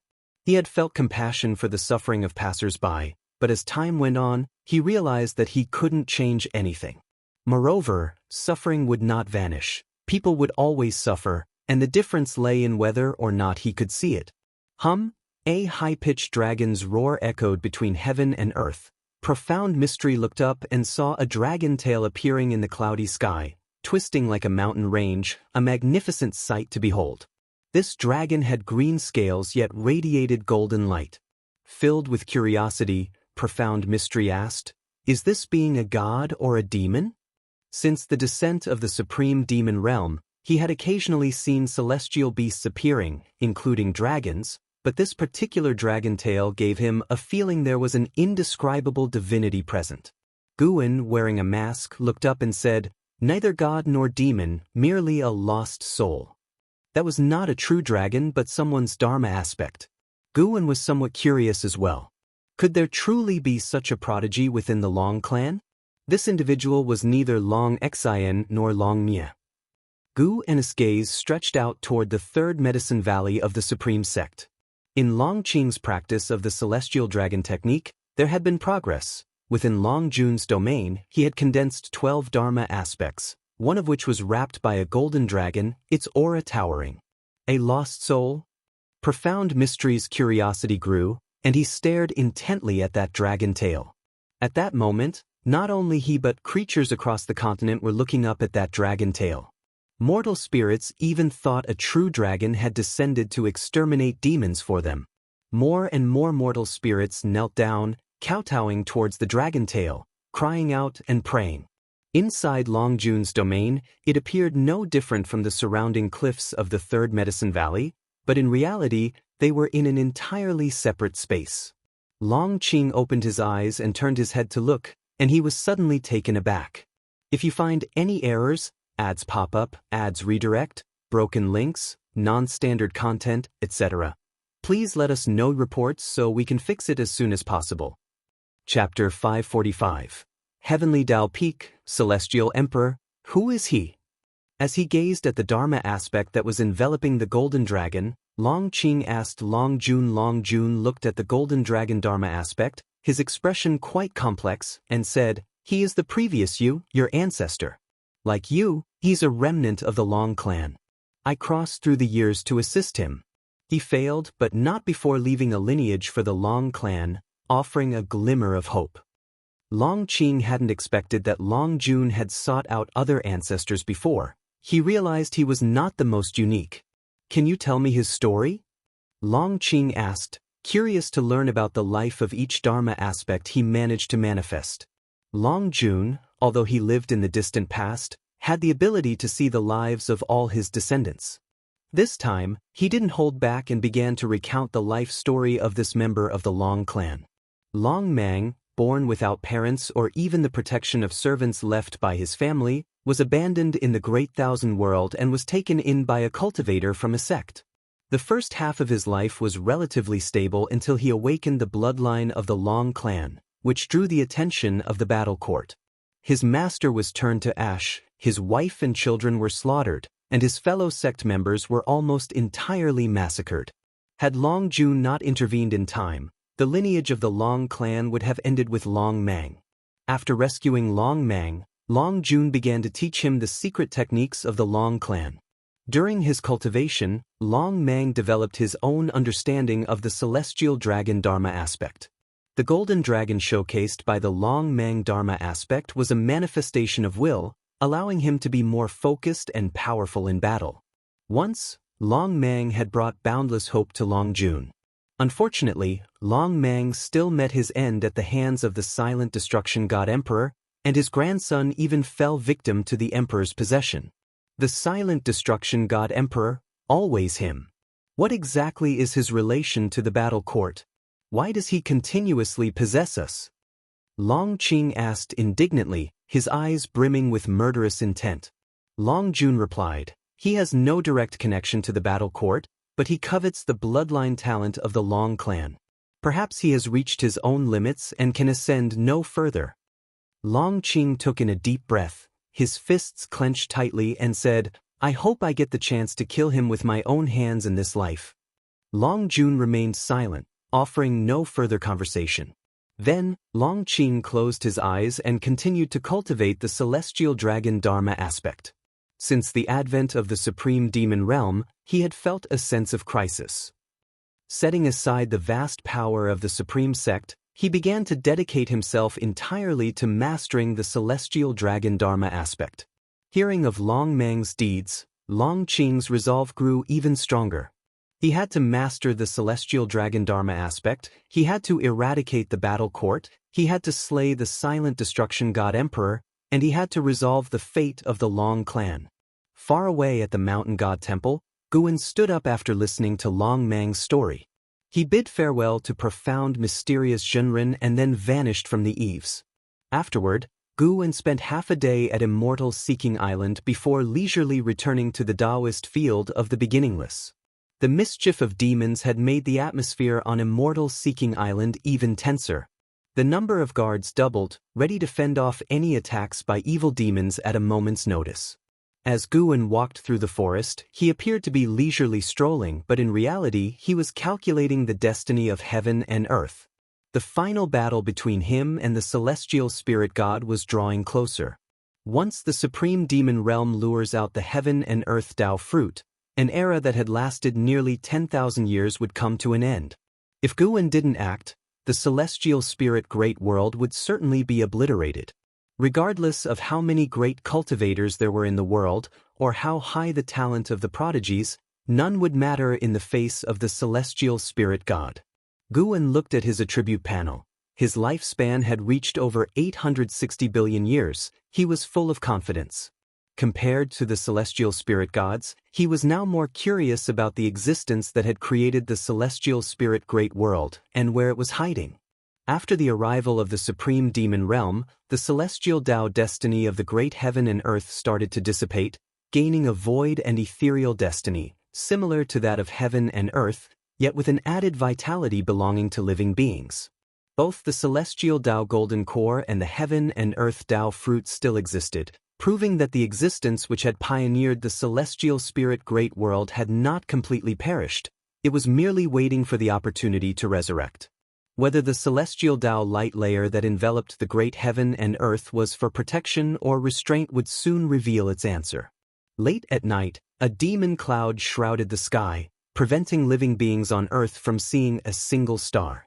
Within a valley surrounded by mountains, she meditated by the lake, her gaze lost in the shimmering water surface.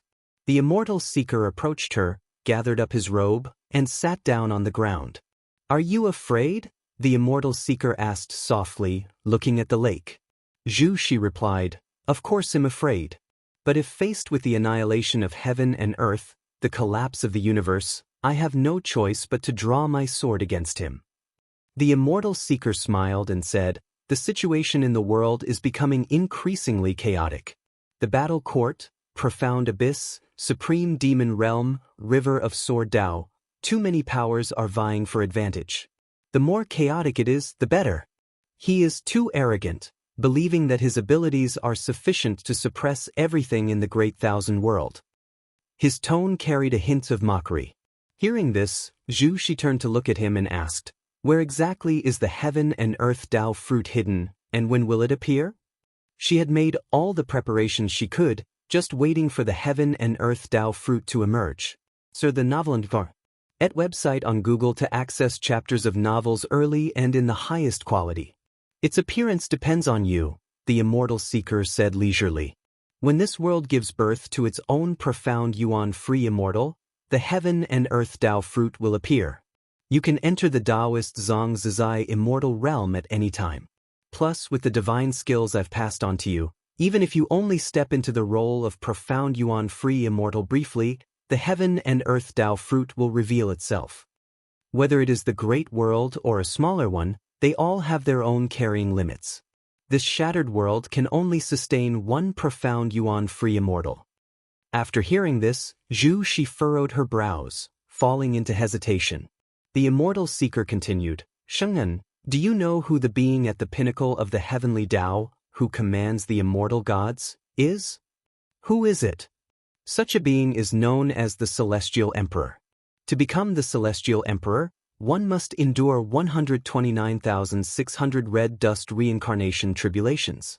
The red dust reincarnation tribulation is different from the reincarnation tribulation you know of. No matter how many times you reincarnate, you must act as a savior to truly overcome one red dust reincarnation tribulation. To become the savior, you must wait for periods like the present." Zhu Zai's eyes widened upon hearing this.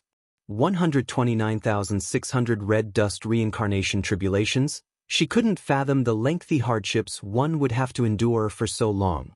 The immortal seeker said in a thought-provoking tone, "The predicament you are facing now may seem irreversible, but that exalted celestial emperor had to face 129,600 such crises to achieve enlightenment. Moreover, the crisis you face is far less severe because you have help and he did not. He had to start as a mortal, continuously breaking his own celestial mandate, only then capable of commanding the heavenly Tao. Your destiny pattern is unparalleled, and you have a heart aspiring to become the strongest, but you must realize that the path to being the mightiest is inevitably fraught with difficulties and requires unstoppable progress." She took a deep breath, and her eyes gradually became resolute. She was unsure of how powerful the Celestial Emperor was, but she knew she first had to overcome the hurdle of the celestial spirit gods. "Even if it means death, I have to fight, especially when there's no way back." The immortal seeker's tone was firm, as if he, too, was speaking to himself. Search the novel Fire.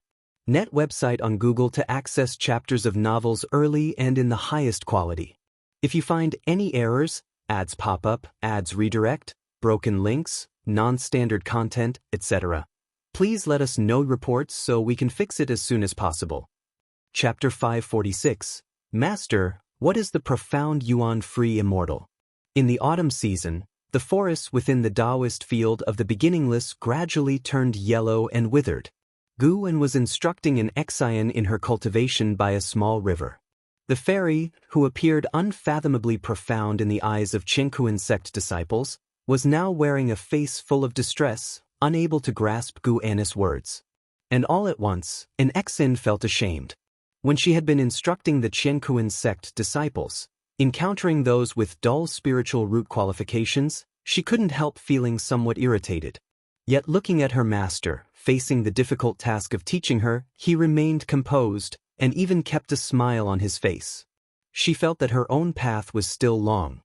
Little did she know, the reason why Guan was smiling was that Liya was taking a beating again. While others teamed up to combat the evil demons from the supreme demon realm, he alone was being pursued by a group of evil demons. Even though Liya was being chased, he did not lose his verbal edge. Every time he was about to be caught, he would burst forth with even stronger power to break out of the encirclement. He was excited, thinking that he had broken through the limit of his physical body, undergoing a transformation amidst the battle. Guan heard his heart's voice and was even more amused. "Oh, senior brother, your potential is my doing." As Guan thought this, he turned to an Xian and said, "If you can't figure it out, then take your time. It's meaningless to think about other useless matters instead of focusing on enlightenment." Upon hearing this, an Xian nodded earnestly. She stopped her wild thoughts and began to review the previous Dao teachings with concentration. Guan noticed her refocused mind and felt satisfied with her attitude. Besides Liya, other old acquaintances were also more or less caught in trouble. In the current times, the scramble for opportunities inevitably involved combat and killing. What Guan was most concerned about, however, was Zhu Shi. Zhu Shi had already stepped into the realm of Daoist Xianxia Immortal, his body exuding the aura of reincarnation, clearly having regained his destiny pattern from his previous life as a saint of Xingtian. It's worth mentioning that Zhu Shi did not go to outer heaven for his breakthrough. They were hidden in an ancient secret realm, and his breakthrough had caused quite a stir, covering the entire celestial spirit great world. However, since the supreme demon realm was causing chaos, the various sects did not fully mobilize to investigate the truth. Zhu Shi, who had reached the realm of Daoist Xianxia Immortal, was preparing to impact an even higher realm. Profound yuan-free immortal. Guan was curious about the immortal seeker. Although he was a reincarnated being, his cultivation level was not strong in this life. How was he using other forces to help Zhu Shi break through by force? This power reminded Guan of the aura of the god of destruction. The god of destruction was also a god of the celestial court. In Black Profound Emperor's memories, the aura of the god of destruction was different from that of the celestial spirit god, but it was, nonetheless, related to the celestial Dao aura. The power that the immortal seeker borrowed was similar to that of the god of destruction, though there were also differences. Guan sensed carefully and felt that this power might be at the same level as the god of destruction and the celestial spirit god. Compared with the three, none was significantly stronger than the others. Interesting, it seems that there's some cause and effect contradiction within the celestial court itself. While observing the world, Guan repeated his teachings. The content an Xian had already memorized, but the reason he repeated it was that he infused his Dao intent into his voice, allowing the Dao listener to have new realizations with each listening of the same content. And Xin's spiritual root qualification was mediocre, but her comprehension was not bad. For her to have come this far, Guan had expended quite a bit of effort just teaching the Dao. Thankfully, it looked to be worth it. Let's see what kind of existence it is that has allowed the celestial spirit god to hold on until now. Guan looked at an Xian, thinking thus in his heart. In the following autumn, the nine-spirit continent remained relatively calm, but the Taitsong continent and other places around the world suffered even more intense shocks. The supreme demon realm seemed to sense something and became increasingly manic. All over the world, the multitude of living beings felt a sense of oppression. The world isn't really about to end, is it? At dusk, LV Xian stood beside Guan, looking into the distance with him. Xianxia the Novel Fire. Net ** website on Google to access chapters of novels early and in the highest quality. LV Xian's face was full of worry, because he felt an oppressive aura emanating from outside the dojo, causing all things between heaven and earth to tremble. Even the spiritual energy seemed restless and uneasy. The reason he could sense the situation outside the dojo was because Guan specifically allowed him to feel it. To be precise, he allowed everyone inside the dojo to feel it. At such a time, it is necessary to make the people in the dojo aware, so they would cherish what they have. Perhaps it truly might be the end of the world. Guan said softly, alarming LV Xian, who looked at him in fear. LV Xian asked, "If that is so, what about us? With Guan's abilities, he could surely escape to outer heaven, so why choose to seclude in the celestial spirit great world? This catastrophe will lead to the annihilation of all beings, followed by the shattering of heaven and earth, and even the universe will collapse." Guan began to describe the future, his voice painting one solemn scene after another in LV Xian's mind, causing his pupils to constrict. After he finished speaking, LV Xian dully asked, "Why would this happen? Who caused all this? The nature of heaven and earth itself? Or the heavenly Tao?" Thousands of years ago, the concept of the heavenly Tao spread throughout the land, making all living beings aware of its existence. In the obscurity, it is the heavenly Tao that controls everything. Destiny, reincarnation all lie within the heavenly Tao. Study the great Tao, follow the heavenly Tao. Perhaps it is the immortal gods that people admire who are dissatisfied with our world, and soon you will see the truth for yourself, Guan said with profound meaning. LV Xian subconsciously asked, "How soon is soon?" As soon as the words fell, the ground trembled, and a vast oppressive force descended, enveloping all things between heaven and earth. LV Xian was immediately intimidated by this force. His eyes widened, showing an expression of utter disbelief. At this moment, a series of figures appeared out of nowhere behind them. It was an Wuxia, Xianxia, and others. They looked toward Guan nervously. The sudden oppressive force was truly frightening, prompting them to instinctively seek out Guan. Guan did not turn around. He looked into the distance and said, "Take a good look, recognize the true nature of this world. One day, you will have to face such despair on your own." Hearing this, an Wuxia was about to speak when a thunderous boom shook heaven and earth. Guan waved his sleeve, and a light screen appeared in front of them, reflecting a vast continent. At this moment, the continent was splitting apart, dust rising, with grand momentum. If one looked closely, amidst the spectacular surging tide, tendrils appeared as if something, a giant demon, was about to break through the soil. "What is that?" Xianxia couldn't help but ask. No one answered her, and Guan did not explain, but let them continue to watch. As more and more dust arose on the continent, the view on the light screen zoomed out, showing more of the sea areas, while the continent was submerged by the surging waves. Soon, the expressions of an Wuxia and others began to change, some even with their mouths wide open in shock as if a mortal had seen a ghost. They saw a huge round fruit rising within the mighty surging tide, its surface covered in golden Tao patterns. It was larger than the continent, rising continuously, growing larger and larger. Chen Chuan turned his head to another direction, his eyes wide as he pointed and said in astonishment, "Look over there, quickly." Everyone turned to look, and saw a gigantic object appearing on the horizon, the same mysterious giant fruit from the light screen. That is the heaven and earth Tao fruit, the essence of heaven and earth itself.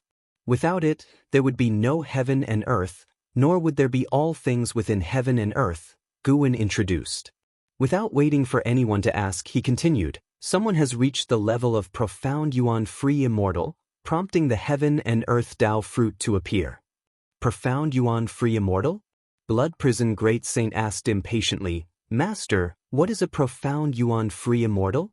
If you find any errors, ads pop up, ads redirect, broken links, non-standard content, etc., please let us know reports so we can fix it as soon as possible." Chapter 547.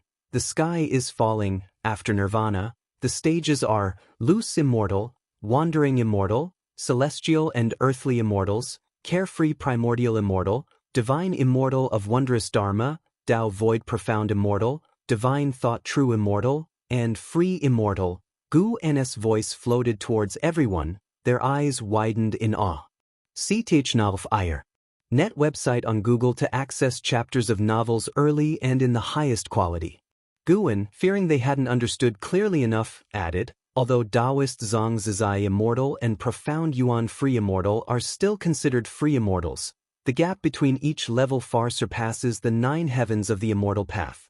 Once one reaches Daoist Zhang Zizai immortal, they will cultivate a Dao fruit, the so-called Dao fruit. At this point, he stopped and turned his head to look towards the mysterious giant fruit on the horizon. Dao fruit? Qin Chuan couldn't help but ask, Master, could this heaven and earth Dao fruit possibly be a cultivator's Dao fruit? The others all looked at Guan, extremely tense, awaiting his answer.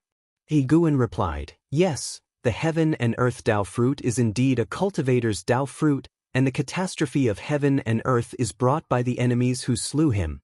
Everyone was shocked upon hearing this, turning to look at the heaven and earth Dao fruit that was still growing, feeling more powerless than ever.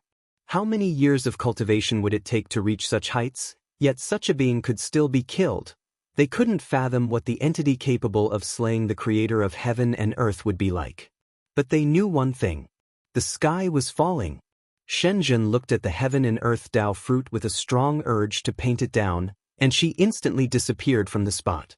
An Xen looked at Guan with a hesitant face and asked, Master, the pressure before the appearance of the heaven and earth Dao fruit, why do I feel like I've encountered it before?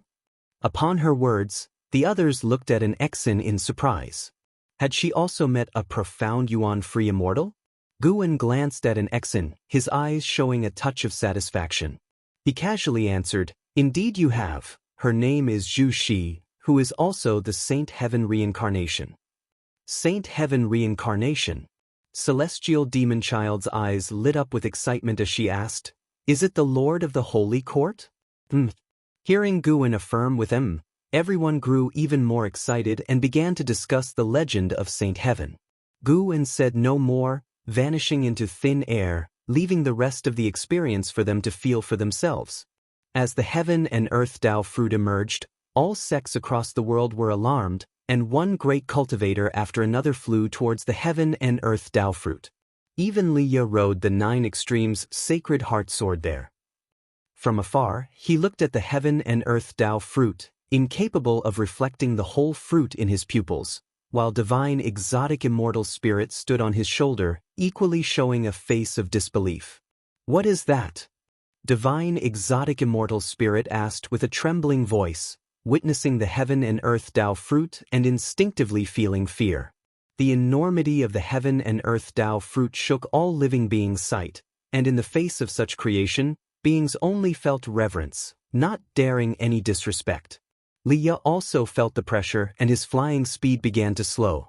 Reason told him that this was not something he could snatch, but another voice in his heart urged him to seize this supreme opportunity. As Liya hesitated, figures swept overhead, moving with great speed. Seeing so many fearless individuals, Liya felt greater courage welling up inside him. There's strength in numbers. Maybe he would be the one to seize it. Liya gritted his teeth and immediately accelerated forward. The enormous and spectacular heaven and earth Dao fruit hovered above the land and vast sea, with Zhu Shi and Immortal Seeker standing at the top of the heaven and earth Dao fruit, looking up into the dazzling starry sky. The celestial Dao light layer that enveloped the celestial spirit great world had become thin, as if it would completely disappear at any moment. Zhu Shi changed into a golden robe that clung to her body, her long hair coiled under a phoenix crown, with 2 golden dragons on her shoulders and a crimson halo floating behind her. At this moment, she exuded an air of supreme dominance, her brows revealing a chilling disdain for all living beings. Lord of the Holy Court, Xingyan. Profound Yuan-free immortal. The Immortal Seeker looked up and sighed, There are just too many fools who can't see. As his voice fell, a huge black hole appeared in the starry sky above, and blood-red waves of air surged out, writhing like tentacles, horrifying and terrible. Who would have thought that the celestial spirit great world could give birth to the profound Yuan-free immortal during the Shattered Era? An authoritative voice echoed between heaven and earth, so that all creatures could hear. She did not look up, but instead gazed down at the heaven and earth Dao fruit below. Each golden rune glowed with a light unique to it, appearing mysterious. The immortal seeker whispered, "The supreme demon emperor from the supreme demon realm has arrived. If you want to merge the heaven and earth Dao fruit, you might have to deal with him first." As his voice fell, black holes of various sizes appeared from all directions, terrible auras spilling out from them. Their converging might made heaven and earth tremble. She did not raise her eyes. She simply uttered one word. "Good." Boom boom. The palace trembled and Xianxia, sitting at the highest seat, furrowed her brows. Her gaze turned to the palace doors outside, where the sky was dark, lightning flashed, and thunder roared. Fierce winds ravaged the forests, and in the far distance, at the edge of the sky, one could vaguely see a terrifying behemoth. Heaven and earth Dao fruit. Looking at the heaven and earth Dao fruit, Xianxia felt very uneasy. She always had the feeling of facing the apocalypse, as if it was the last day of heaven and earth. At that moment, a female cultivator swiftly flew into the hall, landing before the steps, and saluted Xianxia. "Master, the evil demon has left. It seems to be heading towards the distant mysterious giant fruit. Should we deactivate the sect protection formation?" The female cultivator asked. The mention of the mysterious giant fruit caused her voice to hesitate for a moment. Xianxia glared at her and said, "You feel the malevolence of this heaven and earth. Do you think it should be deactivated?" The female cultivator replied helplessly, "Master, the resources consumed by this formation are truly immense, and continuing like this could easily drag us down. Over the years, you have not allowed us to go out and compete." Her voice trailed off with a hint of resentment. Xianxia responded, "You must have seen other cultivators from sects that joined the struggle. Haven't you noticed a common trait amongst them?" The female cultivator asked in surprise, "What trait?" "They all become mad, bold, even obsessive. Once they set foot on this path, it seems they can never turn back. I'm not sure if my current decision is right, but if the disciples of Gathering Flower sect become like that, then sooner or later, the sect will perish." Xianxia's words plunged the female cultivator into silence. She thought carefully about the faces of those people. They did seem off, with a crazed posture. The palace continued to tremble violently, with hot or icy winds blowing in intermittently. Just as the female cultivator was about to leave, a voice full of oppression rang out, "Sheng'an, I did indeed underestimate you, but the path you've chosen will surely lead to your doom." The voice of the supreme demon emperor, tinged with fear. Xianxia didn't know who the voice belonged to, but she knew of Sheng'an's legend. Demons rampage and immortal gods fight amongst themselves. Even in the nirvana realm, facing such a cataclysm, are we any different from mortals? Xianxia's voice was intricate with emotion as she looked at her disciple and said somberly, "In such turbulent times, the best we mortals can do is to hide, not like moths to a flame trying to fight for something. We can't compete for such an opportunity." Search the novel Fire. Net website on Google to access chapters of novels early and in the highest quality. If you find any errors, ads pop up, ads redirect, broken links, non-standard content, etc., please let us know reports so we can fix it as soon as possible. Chapter 548. The strongest in the world, the shout of the supreme demon emperor made all beings realize the strength of Shengtian. Those ancient legends resurfaced in everyone's minds. Before the changing of the eras, Shengtian was the most powerful existence between heaven and earth and was the supreme ruler, the true sovereign of heaven and earth. Later on, she vanished, and many influential figures emerged in the world, causing her name to be seldom mentioned. What was Shengtian doing? Just how strong was she? Countless creatures gazed at the heaven and earth Dao fruit suspended above the ground, speculating in their hearts. Shengtian had a very positive image, and in front of such terrifying celestial phenomena, the beings who knew of her began to hope that she could save everything. Inside the Daoist field of the beginningless, Guan stayed in his own room, watching the battle. Zhu Shi was absorbing the power of the heaven and earth Dao fruit while resisting the offensive from the supreme demon realm, facing thousands alone, displaying immense strength.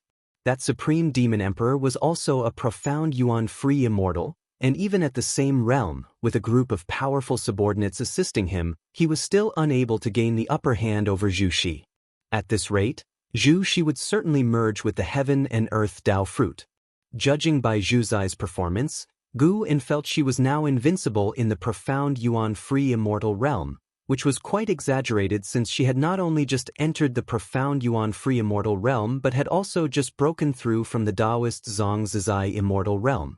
Even with the borrowed power of the immortal seeker aiding Zhu Shi, her own battle talent was also very strong. Looking across all beings in the celestial spirit great world, judging solely by battle talent, Gu En felt that only In Hao could barely compare to Zhu Shi. Li Ye, LV Xian, Yang Jian, Chen Chuan, and others were far behind. With Gu En's current cultivation level, he had the confidence to make such a judgment, for all beings in the world were within his sight. "Disciple, what would you do?" Gu En muttered to himself, referring to In Hao. Under the guidance of the celestial Dao Golden Core, In Hao also wanted to contend for the heaven and earth Dao fruit. But even with the power of the celestial Dao Golden Core, he couldn't possibly be Zhu Zai's opponent. The celestial Dao Golden Core and the heaven and earth Dao fruit both belonged to the same person, but the Dao fruit itself was transformed from the Golden Core. How this being could retain both Dao fruit and Golden Core, or what Daoist technique they cultivated, was unknown. Could he possibly nurture two Golden Cores? Gu En began to look forward to this being's appearance. All the current struggles were a game between the celestial spirit god and the founder of the celestial spirit great world. All beings were mere pawns. Apart from Gu En, the immortal seeker was the only variable. Long Jun from the past did not count. He was no threat to the celestial spirit god. As Gu En continued to deduce, the battle between the supreme demon realm and Shengtian intensified, and the world began to feel the effects, with the range getting wider and wider. As the saying goes, when immortals fight, mortals suffer. Even a hint of their unleashed pressure was enough to plunge a region into crisis. Time flew by rapidly. An Exen, celestial demon child, LV Xian, and others couldn't calm down to cultivate. They gathered together, discussing the earth-shaking battle. The screen Gu En left behind was reflecting the heaven and earth Dao fruit, which was precisely the battlefield itself. SAR the Novel Fire. Net website on Google to access chapters of novels early and in the highest quality. Looking at the unstoppable Zhu Shi, those who had seen her before were all marveling. They had never imagined that the once timid female disciple would have such a domineering side. It looks like the supreme demon realm can't stop her. She seems to be absorbing the power of the heaven and earth Dao fruit. Goodness, if she successfully absorbs it, will she continue to break through? This Dao fruit is heaven and earth itself. Controlling it would mean controlling the entire world. It's unimaginable. Yes, but don't forget what Master said.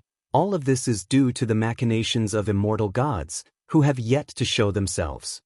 Disciples excitedly discussed among themselves. They were amazed by Zhu Shi and the strength of the supreme demon realm, but they weren't panicked. Although they didn't say it outright, everyone felt in their hearts that Gu En was the strongest. Even the blood prison great saint, who had seen the end of great heaven and earth, was calm. In his view, even if his master couldn't defeat that being capable of destroying the universe, he had the power to protect himself. As long as his master dared to continue watching the chaos, he wouldn't panic. He even suspected that his master wanted to snatch the heaven and earth Dao fruit. In the blink of an eye, 2 days passed. The battle for the Dao fruit continued. The supreme demon realm had already lost half of its forces, and much of the land had cracked, killing countless beings. Sea waves rolled endlessly into the distance, with many magical treasures and flying creatures following them. Various sects were migrating, and there were imperial dynasties taking their citizens to flee, but during the escape, there was both unity and shady deeds happening. Tai Tsang continent was far from the heaven and earth Dao fruit. Countless cultivators at the continent's edge were blocking tsunamis. There was no immediate catastrophe, but the hearts of everyone grew increasingly heavy. The longer time dragged on, the more disaster it brought to all beings. That day at noon, another boundless and mighty pressure descended. This pressure didn't make the creatures of heaven and earth feel uncomfortable but instead brought a revitalizing sensation. That golden core has actually found an inheritor. Wait, could it be? The immortal seeker, standing on the heaven and earth Dao fruit, frowned and muttered to himself. Not far away, Zhu Shi continued to absorb the power of the heaven and earth Dao fruit. Looking upward, Zhu Shi was condensing a Dharma aspect even larger than the heaven and earth Dao fruit, with 1,000 arms, each holding different magical treasures. The Dharma aspect was ever-changing and dazzling to behold. Zhu Shi turned her head to look at him and asked, "Could it be what?" The immortal seeker had a complex look in his eyes but simply shook his head slightly, saying nothing. Seeing that he was hiding something from her, a chill flashed in Zhu Zai's eyes, but she said no more. At this point, she had no retreat. In fact, not seeing the celestial spirit god up to this point, Zhu Shi felt something was off. The absence of the celestial spirit god meant that even if her actions were successful, they wouldn't threaten him, which was a frightening prospect. Zhu Shi looked down at the heaven and earth Dao fruit beneath her feet, her gaze attempting to pierce through the golden Dao patterns, to see through the heaven and earth Dao fruit. A dazzling bright light struck from the side, hitting Zhu Zai's face. She glanced over to see a huge sun appearing in the sky, illuminating the entire celestial spirit great world. In an instant, the whole world was enveloped in strong light. The nearby continents and oceans were stripped of color. Boom, boom, boom, out of the massive sun surged waves of fire, forming huge golden dragons larger than mountains, breathing scorching heat. The heaven and earth Dao fruit, and how also desire it. A loud voice like thunder rang through heaven and earth, audible to all creatures. The name and how instantly embedded itself in the memory of all beings. Those who knew him were incredulous, and those who didn't felt tense. Just hearing the voice made one want to submit. Such a powerful being entering the battlefield would surely bring even greater catastrophe to heaven and earth. And how? At Supreme Sect, within the Third Medicine Valley, the aged LV Bayan sat by his garden, looking up at the bright sun in the sky, mumbling to himself. His turbid eyes gradually brightened. In a trance, it seemed he saw the spirited youth from 9,000 years ago standing in front of him again. "I really am old," LV Bayan mumbled to himself. "But you certainly aren't old yet. Where are you watching all this?" Search the novel Fire. Net website on Google to access chapters of novels early and in the highest quality. If you find any errors, ads pop up, ads redirect, broken links, non-standard content, etc., please let us know. Report so we can fix it as soon as possible. Chapter 549. Celestial Spirit Immortal Venerable, Supreme Demon Emperor Gu In appeared with the Celestial Dao Golden Core, and that magnificent celestial might made the situation in the great heaven and earth even tenser. Zhu Shi did not respond to Gu An's forceful shouting. She directly controlled the Dharma aspect to strike at Guan, releasing the profound primordial aura that made the rules of heaven and earth tremble, causing the celestial vault's thunderclouds to churn and change color, with various anomalies emerging one after another. The clash between the celestial Dao Golden Core and the heaven and earth Dao fruit affected the entire great heaven and earth. This time, there was no retreat for all beings, as the disaster was no longer centered around the heaven and earth Dao fruit spreading outwards, but instead causing the great heaven and earth to crack everywhere, with no pattern to speak of. In front of these two powerful forces, any being wishing to participate in the struggle did not even have the qualification to approach. The 7 subordinates of the silent destruction god emperor were not attracted to the heaven and earth Dao fruit. Instead, they flew towards the outer heaven. After a long time, they flew to the world gate, and in front of the seated celestial spirit god, they bowed respectfully, with a reverent attitude. One of them took out a long command token, and said carefully, "Celestial God, we wish to return to our great thousand world." The celestial spirit god did not open his eyes, but the world gate behind him began to tremble, and a strong light burst forth from within, which relieved the 7 individuals, who immediately flew into the world gate. After their figures disappeared, the world gate quickly returned to calm, and the strong light inside faded away. a mass of black chi condensed out of thin air next to the celestial spirit god, gradually forming a sinister, cold face. Celestial God, in this battle, my supreme demon realm has suffered heavy losses. Why have you not taken action yet? The mysterious face asked, its tone perplexed. The celestial spirit god slowly opened his eyes, which were brighter than the sun and the moon and also demonstrated celestial might. Seeing him open his eyes, the aura of the mysterious face visibly weakened. I have my own certainty. What you seek is for the supreme demon realm to become an independent great heaven and earth. Even if these demons die out, it doesn't matter. The celestial spirit god's tone was categorically strong-willed, causing the mysterious face to frown. The celestial spirit god's gaze looked towards the celestial spirit great world, his eyes indifferent, yet seeming to be anticipating something. May I ask, celestial god, now that the celestial Dao destiny has dissipated, why don't you simply destroy the celestial spirit great world? Your goal couldn't possibly be that heaven and earth Dao fruit. The mysterious face continued to ask, growing uneasy as the situation progressed. He couldn't quite pinpoint the source of his unease. He understood the celestial spirit god. This celestial god disdained deception and would fulfill promises he made. But he didn't understand what the celestial spirit god was thinking. Do you know who created the celestial spirit great world? The celestial spirit god asked, his voice devoid of any emotion. The mysterious face answered, I only know of such a creator, unaware of their identity and name. He is the celestial spirit immortal venerable, surpassing the free immortal, condensing the golden immortal Dao fruit. The celestial court's immortal official recruited him, offering him the celestial Dao immortal position, life as long as heavenly Dao. The celestial spirit god explained. He refused. Thus he met such a fate, and his great thousand world is also not blessed by the heavenly Dao. The mysterious face went silent, pondering the celestial spirit god's intent. Was it a warning? Or was it touting the dominance of the celestial court? The celestial spirit god turned his head towards the mysterious face, his gaze making the mysterious face's color unnaturally change. Supreme Demon Emperor, you have undergone reincarnation tens of thousands of times, always one step shy of the golden immortal Dao fruit. The shortfall lies in your understanding of the world. Once you create a great world, you will naturally break through. But you must always remember who created everything and who set the order. When the heavenly Dao wishes you to do something, going against the heavenly Dao will mark the beginning of your endless calamity. The tone of the celestial spirit god made the one called Supreme Demon Emperor's expression fluctuate.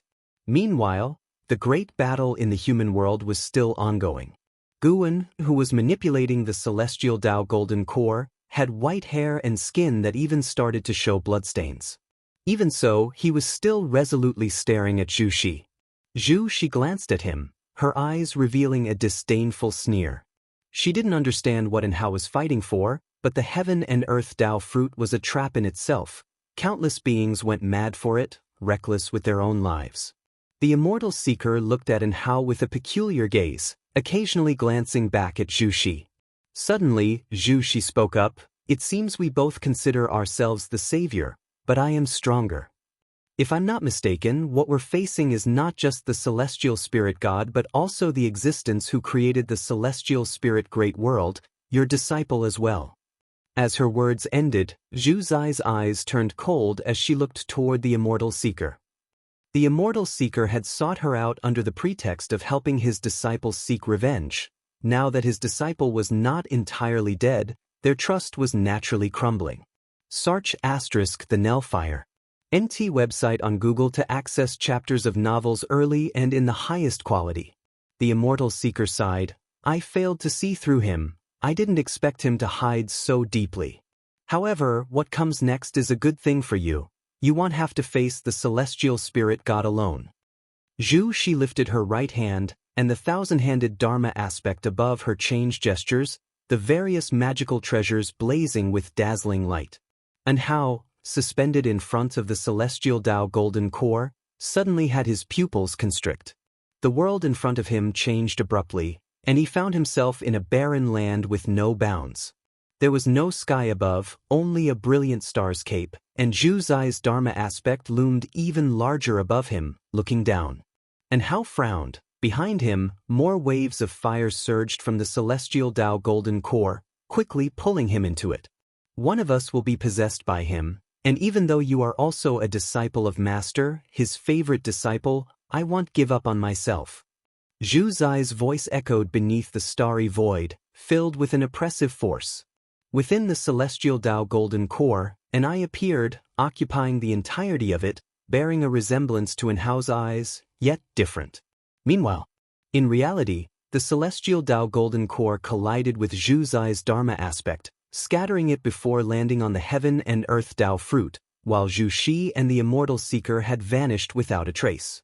From a cosmic perspective, the celestial spirit great world burst into a wave of shock force, spreading extravagantly through the universe. The layers of celestial Dao light completely dissipated, and the beings fleeing to outer heaven were eradicated by the shock, utterly annihilated. The evil demons assaulting the heaven and earth Dao fruit from the supreme demon realm were wiped out. In contrast, the cultivators from the human world remained unharmed. Elsewhere, in front of the world gate, the celestial spirit god slowly rose to his feet. Just as the supreme demon emperor was about to speak, he sharply turned his head, showing a look of shock. This aura, how is it possible? Is he really still alive? Exclaimed the supreme demon emperor. The celestial spirit god raised his right hand, and a giant axe appeared in his grip, spiraling with celestial Dao flame. It was the white flame that symbolized absolute order. I have been looking forward to this battle for a long time, forgetting how many years it has been. The voice of the celestial spirit god resounded, his tone becoming excited for the first time, tinged with a trace of fervor. Far away in the Daoist field of the beginningless, Guwen suddenly sat up, his expression peculiar, and his eyes filled with surprise. However, and he actually, Guwen noticed that An Hao's physical body had merged with the heaven and earth Dao fruit, even evolving into a different aura. It felt like the awakening of a past life, yet different. And Hao was undoubtedly connected to the founder of the celestial spirit great world, but likely not a reincarnation. While surprised by An Hao's transformation, the strength of the celestial spirit god was something neither An Hao nor the heaven and earth Dao fruit could contend with. It would ultimately be up to him to make a move. Guwen stood up and began to limber up inside the room, forming a stark contrast with the celestial spirit god before the world gate. He was eager to try. The other, invincible to the world. If you find any errors, ads pop up, ads redirect, broken links, non-standard content, etc., please let us know reports so we can fix it as soon as possible. Chapter 550. The Treasures of the Immortal Palace. The collision of the forces between the heaven and earth Dao fruit and the celestial Dao golden core not only made the world tremble but also affected the other great heaven and earths within the universe, turning the disaster into a cosmic calamity. The Dao mist in the silent extinction domain surged violently, with pieces of nebulae dispersing and new ones being born. The cosmic beasts hidden in darkness began to flee in all directions, presenting a chaotic scene in the vast, boundless universe. At Supreme Sect, on the mountains at the edge of the Third Medicine Valley, Long Qing, Long Jun, and Candle Star stood side by side, looking towards the bright light on the horizon, their faces barely concealing their shock. Candle Star couldn't help but look at Long Jun and asked, "Senior, can you see through all this?" He could feel a powerful presence awakening in the distance, its momentum increasing at an unimaginable pace. "I cannot see through it either. What is happening now is completely different from the future I foresaw," Long Jun replied, his eyes complex. Long Qing caught a glimpse of Long Jun's expression with his peripheral vision and sensed the unrest and confusion of this elder. This was the first time he had seen such an expression on his ancestor's face. He looked back towards the horizon, his emotions mixed. "Brother and Hao." "Zhu Shi." Long Qing murmured these two names in his heart. Both were fellow disciples, and although Zhu Shi was Saint Heaven reincarnated, they had this connection. How could he not be affected? Wuxia world. Sight he realized he truly wasn't the master's most favored disciple. And how in Zhu she had already been able to dominate the trends of heaven and earth, while he could only hide within Medicine Valley to cultivate his divine skills, which were profound and unfathomable, and how much longer it would take to master them was unknown. All living beings were enveloped by the bright light, and everything lost its color. Even mortal spirits could feel the oppressive force swiftly strengthening, but, miraculously, this didn't extinguish the mortal spirits. From the view of the universe, at the center of the celestial spirit great world, there was a mass of strong light, and this light was rising. Within the strong light, two figures were battling, Zhu Shi and Hao. Zhu Zai's Dharma aspect shrank to 10,000 zhang tall, completely suppressing Hao, who had turned into a bloodied figure, his physical body occasionally exploding but quickly coalescing again. Both were utilizing the power of heaven and earth, but Zhu Zai's cultivation level was far superior to Hao's, the gap in strength vast. "You're no match for me, give up." Zhu Shi looked down upon Hao, her cold voice echoing, her Dharma aspect not ceasing its spell casting. Hao didn't utter a word, clenching his teeth and persevering, his blood-streaked white hair whipping about as if he were a mad demon. Patterns of gold slowly appeared on his chest, and soon an eye emerged. It was the mysterious giant eye from within the celestial Dao golden core. Seeing this eye, Zhu Shi frowned. At that moment, countless light stars burst forth from behind Zhu Shi, hurtling towards Hao at high speed, and her expression drastically changed. She felt her own power being siphoned away, headed towards Hao. The divine skills taught by the immortal seeker could prevent her from being devoured by the heaven and earth Dao fruit, but they could not stop the power of the heaven and earth Dao fruit from leaving. What's going on? Zhu Shi furrowed her brows tightly, staring intently at Hao. As the power of the heaven and earth Dao fruit surged into Hao's body, he rapidly transformed into a blood silkworm, his curled-up body faintly visible. It wasn't just the power of the heaven and earth Dao fruit but also the power of the celestial Dao golden core no longer lent to Hao, but merging inside him in an inexplicable manner. Hao was transforming into someone else. Meanwhile, Guan, exercising his muscles in secret, was startled by Hao's fate turning murky, making him hesitant about whether to make a move prematurely.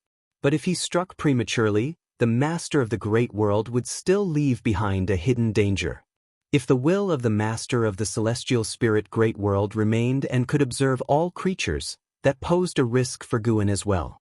He couldn't let anyone know of his ability to steal lifespans. So, he would wait.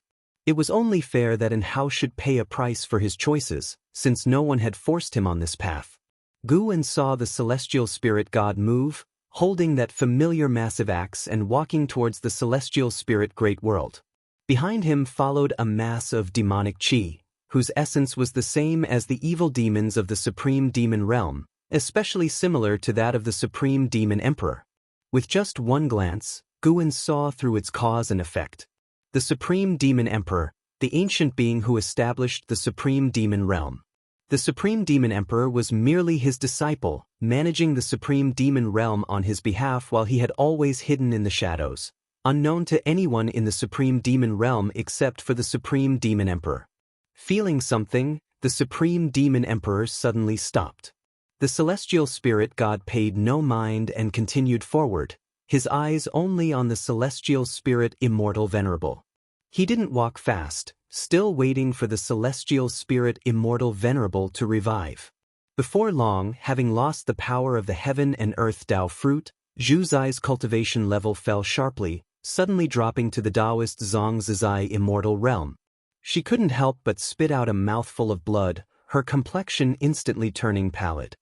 She looked ahead, and the blood silkworm transformed by Hao had grown over 100,000 zhang tall. His figure had also become enormous, still curling up. A deep breathing sound came from inside the blood silkworm, as if the oldest demon god was about to awaken. "Are you still not leaving?" The voice of the immortal seeker entered Zhu Zai's ears. She turned her head to see the immortal seeker appearing beside her. His body emitted a faint silver light, his robe fluttering slightly, full of immortal energy. Zhu Shi retorted, "Leave? Where do I go? To the world gate?" The immortal seeker sighed. "I underestimated him, perhaps I was also calculated by him. I will help you leave, your talent should not be buried here. Just as Zhu Shi was about to continue mocking, the immortal seeker's soul emerged from his body and he turned, swinging his hand towards her. His palm was incredibly fast, so fast that even Zhu Shi in the Daoist Zhongzhizai immortal realm couldn't react in time. Struck by the palm wind from afar, Zhu Zai's eyes widened as she fell backward, a silver-white light gate appearing behind her. She fell straight into it, and the light gate abruptly vanished. The flesh of the immortal seeker perished, leaving only his soul floating in the void, his face showing a weary expression. He turned to look at the massive blood silkworm, his gaze complex. My disciple, why must you also hide from your master? Could it really have been your fault back then? The immortal seeker muttered to himself. Celestial Spirit Immortal Venerable, you established the Celestial Spirit Great World, and were conferred the Celestial Tao Immortal position by the Celestial Court, yet you refused and even harmed immortal officials, sacrificing all living beings. Now, do you still want to commit crimes? The voice of the Celestial Spirit God came from the depths of the universe and reached the ears of all beings in the universe. The name Celestial Spirit Immortal Venerable made all beings remember. Establish the Celestial Spirit Great World? Sacrifice all living beings? The information in these words struck fear into all beings. Then another voice arose. What about you, Celestial Spirit God? Without my establishment of the Great Thousand World, where would your godly position come from? You forced me to sacrifice all living beings. You keep the Great Thousand World in its shattered state, unable to be repaired by the heavenly Tao. Your actions have already violated the celestial rules. What are you pursuing? Do you think I don't know? Celestial Spirit Immortal Venerable. His voice was similar to Enhao's, but more imposing. Listening to their dialogue, the immortal seeker furrowed his brow tightly, seeming to think of something incredible. He looked up at the giant blood silkworm and couldn't help but say, back when you followed me to the immortal palace, could you really have stolen that ultimate treasure? The giant blood silkworm did not make another sound, and the celestial spirit god did not continue the conversation. Though the dialogue had ended, the vast oppressive force of the celestial spirit god was drawing near. Inside the house, Guwen, listening to the conversation of the two, grew curious. What was the relationship between the celestial spirit god and celestial spirit immortal venerable, and what were the treasures they mentioned?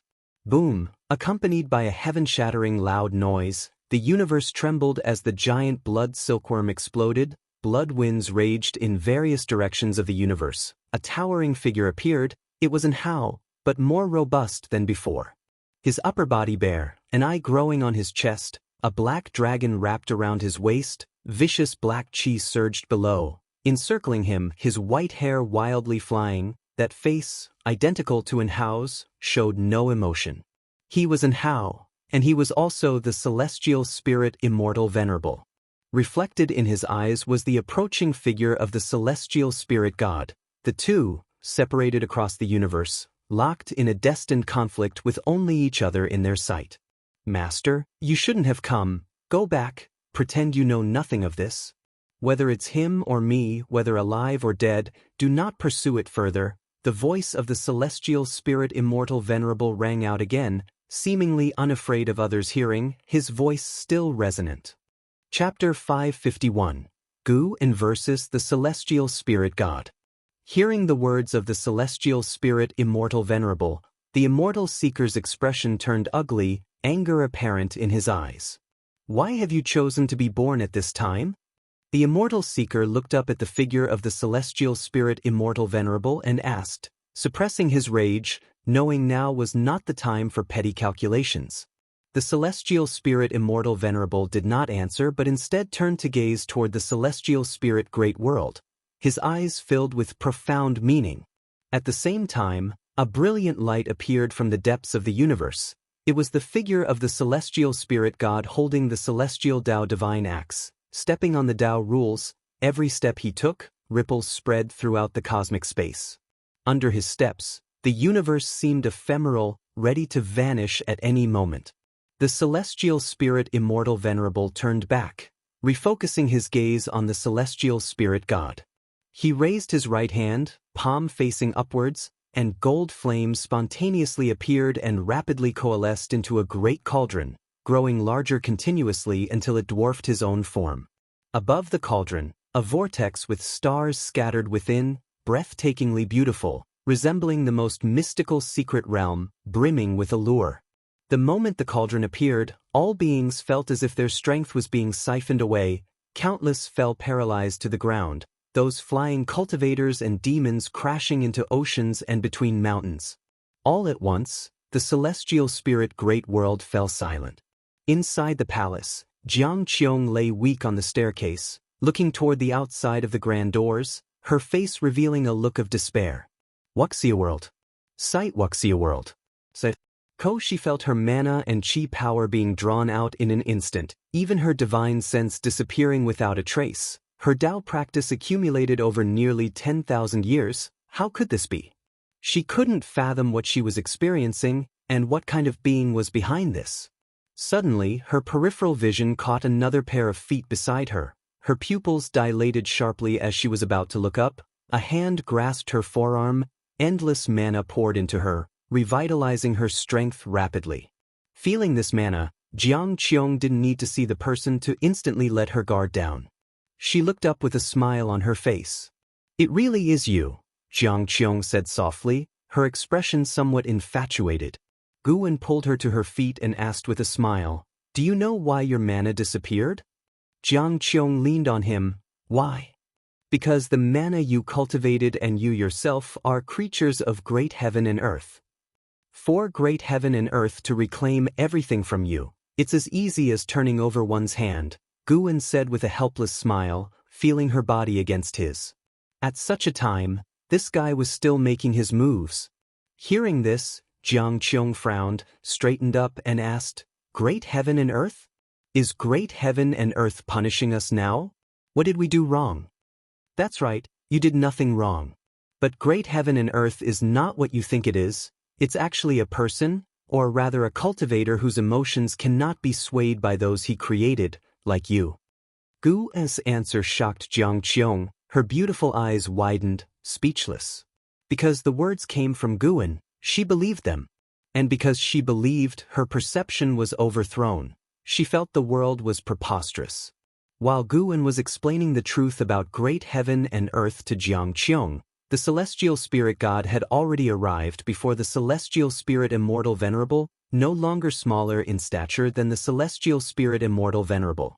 Under the presence of the two mighty beings, the celestial spirit great world seemed nothing more than a stepping stone, no longer holding the grandeur and magnificence of great heaven and earth. The celestial spirit god, still holding the celestial Dao divine axe and emitting a strong heavenly light, dazzling to the extreme, looked at the great cauldron in the hands of the celestial spirit Immortal Venerable and spoke, "Purple Chi creation cauldron, being with you has done it a disservice. Today, I hope you will let it show its true strength." The celestial spirit Immortal Venerable fixated on the celestial spirit god, "You have grown stronger." The celestial spirit god lifted the celestial Dao divine axe, pointing at him, "After I execute you and destroy your great thousand world, I will shed the identity of the celestial spirit and ascend to an even higher rank among the immortal gods." Had you not ambushed me back then, the outcome would still be in question. As the celestial spirit Immortal Venerable's voice fell, the purple Chi creation cauldron burst forth with a vast Chi sea. The silvery stellar seas suddenly expanded, enveloping the entire universe. The aura of the celestial spirit Immortal Venerable surged relentlessly. He was absorbing the power of all things in the universe, including the powers of those great worlds. The celestial spirit god still did not make a move. The soul of the immortal seeker floated in the distance, his gaze locked on the celestial spirit god. He could tell that the celestial spirit god had utter contempt for the celestial spirit Immortal Venerable. Has he reached a higher realm? The immortal seeker frowned, feeling uneasy. It was not just him, even the celestial spirit Immortal Venerable could feel the disdain from the celestial spirit god. At that moment, within the celestial spirit Immortal Venerable, inside a dark space, and Hao stood beside the celestial spirit Immortal Venerable, both gazing ahead. 100 yards away, A screen of light suspended, showing the figure of the celestial spirit god. Looking at the immovable celestial spirit god, the disheveled Enhao felt uneasy. He turned to the celestial spirit Immortal Venerable and asked, "Are you confident?" The celestial spirit Immortal Venerable, dressed in a white robe, looked very similar to Enhao, though with a more weathered face. "I can only do my best, and besides, I have no other choice, do I?" The celestial spirit Immortal Venerable replied, his answer darkening Enhao's expression. The celestial spirit Immortal Venerable turned to Enhao with a smile. "Don't worry too much. With my abilities, even if I cannot defeat him, helping you to escape to safety is hardly a difficult task." Enhao was not pleased. He asked, "White, do you treat me this way?" He had a suspicion in his heart but dared not voice it. "You guessed right, but also not quite. You can indeed be considered my child, but not in the way you understand birth. You were conceived from my own Tao, and it was my choice to let you be born where you were. As long as you are within my great thousand world, I could even keep you immortal. I have always been watching over you," the celestial spirit Immortal Venerable continued. Chapter 551. Gu and versus the celestial spirit god. _2 Enhao didn't feel shocked. In the thousands of years he had spent comprehending the celestial Tao Golden Core, he had long sensed that his destiny pattern was extraordinary, which is why he could feel his own mission. He stared at the celestial spirit Immortal Venerable and asked, "The change of era, was it your active choice, or was it the choice of the heavenly Tao?" If there were no change of era, the celestial Tao light layer weakening, how would the celestial spirit god dare to make a move? In the process of his comprehension of the heavenly Tao, he could feel the suppression of the so-called immortal gods by the heavenly Tao. "That's right, it was my active choice," replied the celestial spirit Immortal Venerable, his gaze fixed on the celestial spirit god in the light screen. Enhao immediately became anxious and asked, "Why?" "You know I need time to grow. Given time, I would surely be able to help you eradicate the celestial spirit god and aid in your resurrection." He had absolute confidence in his talent. The celestial spirit Immortal Venerable turned to look at him, his eyes complex, and said, "Child, you truly are my most perfect creation. You make me prouder than the entire great thousand world. But it's not that I don't give you time, it's because there are existences in the world that are even more terrifying than the celestial spirit god." "What existences?" Enhao frowned and asked. Today, the number of powerful beings ravaging the celestial spirit great world were countless, and many names flashed through his mind. At that moment, in reality, the celestial spirit Immortal Venerable's right hand raised, and the purple chi creation cauldron took flight, spinning, the mouth of the cauldron facing the celestial spirit god. Boom! A majestic force that made the entire universe tremble erupted from the cauldron mouth, and a vast silver blue chi sea burst forth, grand and unstoppable, illuminating the celestial vault of the celestial spirit great world. Wuxia world. Sight countless creatures lying on the ground looked up to see the celestial vault disappear. They saw a silver blue giant river, within which countless stars twinkled. The eyes of all beings were filled with dots of silver blue light. They saw the figures of the celestial spirit god and the celestial spirit Immortal Venerable, resembling two founding gods, making all creatures feel their own insignificance. Even those in the immortal Tao realm felt nothing but infinite reverence in their hearts at this moment. The divine power of the purple chi creation cauldron fell onto the body of the celestial spirit god, blocked by a layer of white light. How domineering was this silver river, capable of destroying everything. The space it passed through was ripped apart into dark regions, yet even such a powerful force could not shake the figure of the celestial spirit god. "Is this all you can do?" The voice of the celestial spirit god sounded, with a hint of disappointment. Inside the dark space, Enhao witnessed this scene, his brows deeply furrowed. "As for what existence, I cannot tell you. Now, our opponent is him, the celestial spirit god, the real immortal god." The celestial spirit Immortal Venerable looked ahead as he spoke, his expression returning to indifference. As his voice fell, the purple chi creation cauldron trembled, and from within that silver river emerged numerous silver figures. They swiftly attacked the celestial spirit god, and in the blink of an eye, the number of silver figures reached an exaggerated amount. They quickly surrounded the celestial spirit god, the disparity in their figures immense, like dust surrounding Mount Tai, yet somehow the dust was plentiful enough to completely surround it. Boom! A terrifying axe chi erupted, dispersing millions of silver figures, chopping through the silver river, striking the purple chi creation cauldron, and the mightily purple chi creation cauldron was directly sent flying. The purple chi creation cauldron disappeared into the depths of the universe, and all was once again silent. With just one move, the celestial spirit god had defeated the divine skills of the celestial spirit Immortal Venerable, even sending his treasure flying. The celestial spirit god maintained the posture of swinging his axe, his right arm turning slightly, swinging his axe again. The celestial spirit Immortal Venerable immediately raised his palm to defend, a powerful mana bursting forth containing the strength of thousands of great power of heaven and earth, wishing to contend against the celestial spirit god. Boom! A deafening roar resounded in the ears of all beings, and they faintly heard something like the sound of shattering crystal. Facing the attack of the celestial spirit god, the great magical power of the celestial spirit Immortal Venerable could not hold on, and was directly dispersed.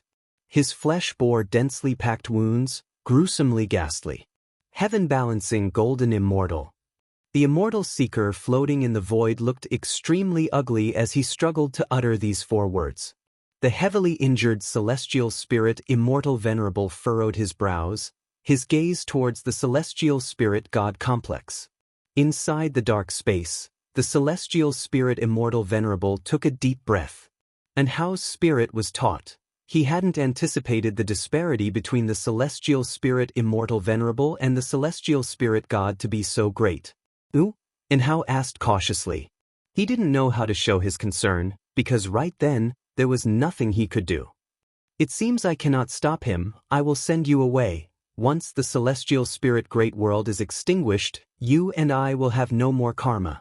Live well, for me, and witness an even vaster heaven and earth. The celestial spirit Immortal Venerable took a deep breath and spoke somberly. Upon hearing this, Hao immediately became anxious. He was about to speak when the voice of the celestial spirit god resonated through the dark space. Trying to escape? Do you really think it's like the old days? Before the words even fell, the celestial spirit god in the light screen swung his axe again.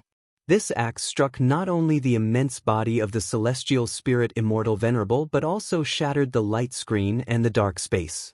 Intense light poured in, enveloping Hao and the celestial spirit Immortal Venerable. Hao was horrified to find himself suppressed by an incredibly strong force, completely unable to move. He could only glance towards the celestial spirit Immortal Venerable. However, what made him even more desperate was the look of panic that appeared on the face of the celestial spirit Immortal Venerable. What realm are you exactly? The celestial spirit Immortal Venerable bit out, equally unable to move. He knew that the celestial spirit god was strong, but he hadn't expected the gap to be so huge. Faced with the celestial spirit god, he had no power to resist. In the midst of the blinding light, the celestial spirit god, just like before, stepped forward, seemingly symbolizing a divine power of destruction, unstoppable.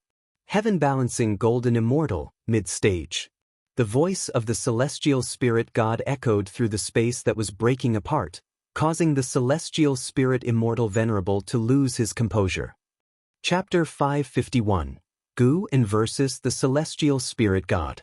_3 Even after creating the celestial spirit great world, the celestial spirit Immortal Venerable had barely reached the innate golden immortal realm, and the heaven-balancing golden immortal seemed infinitely distant to him, almost an extravagant wish.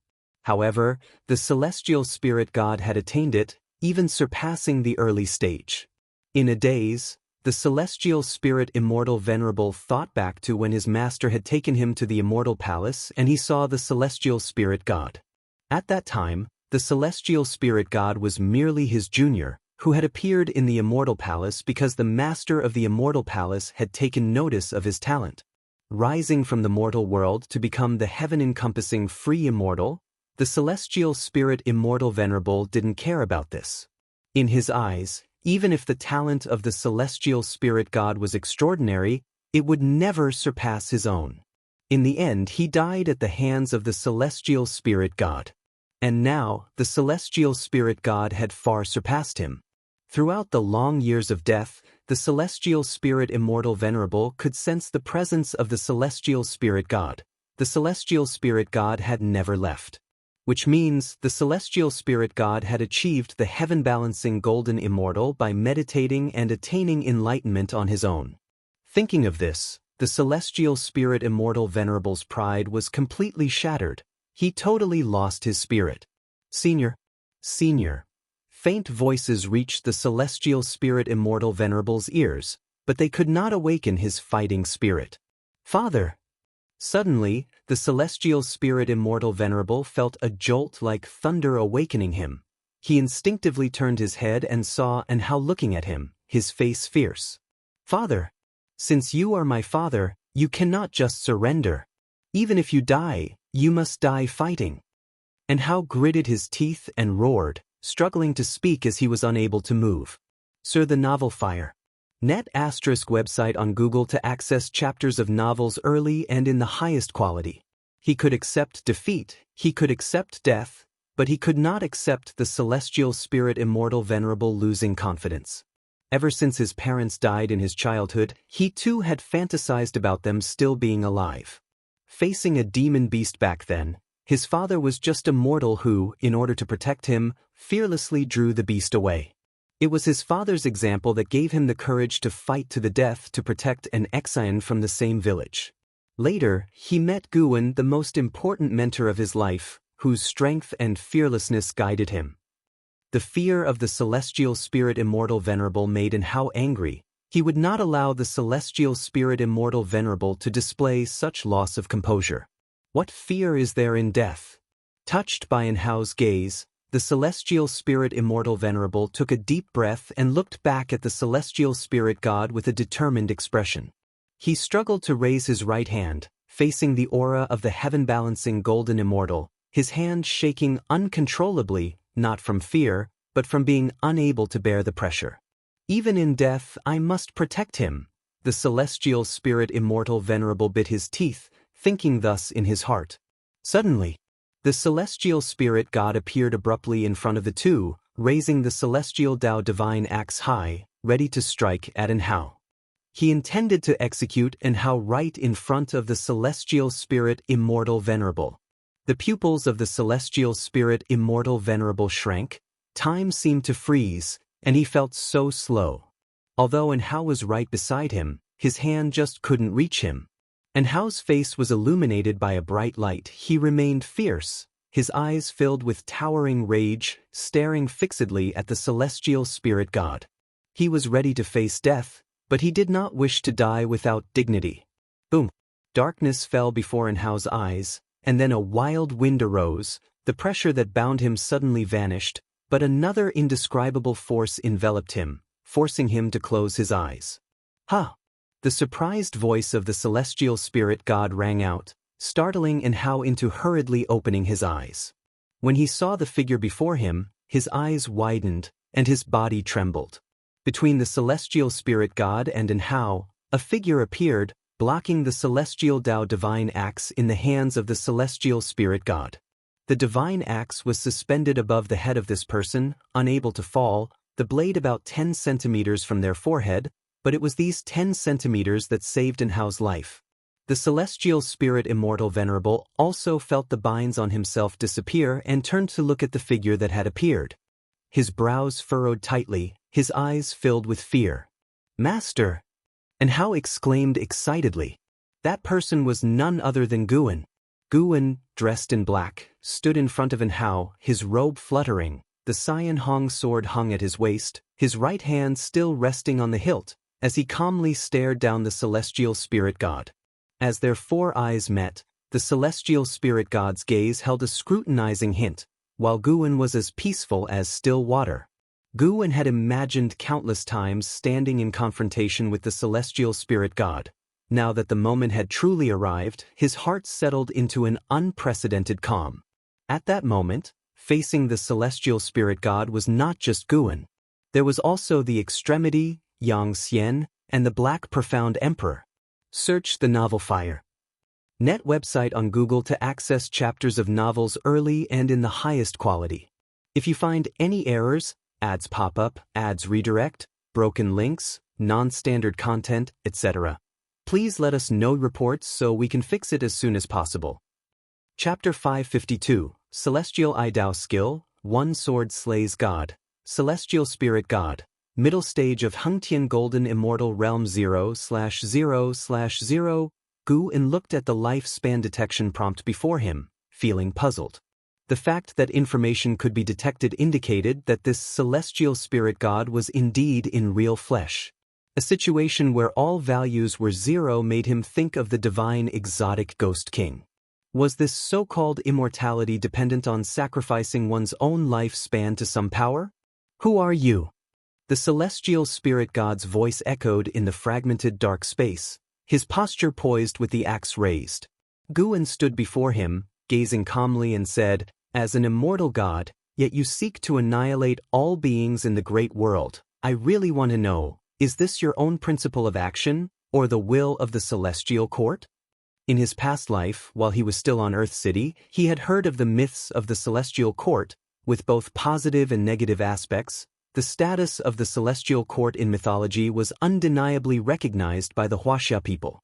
This life, whenever he heard of the celestial court, his feelings were complex, joyful yet anxious.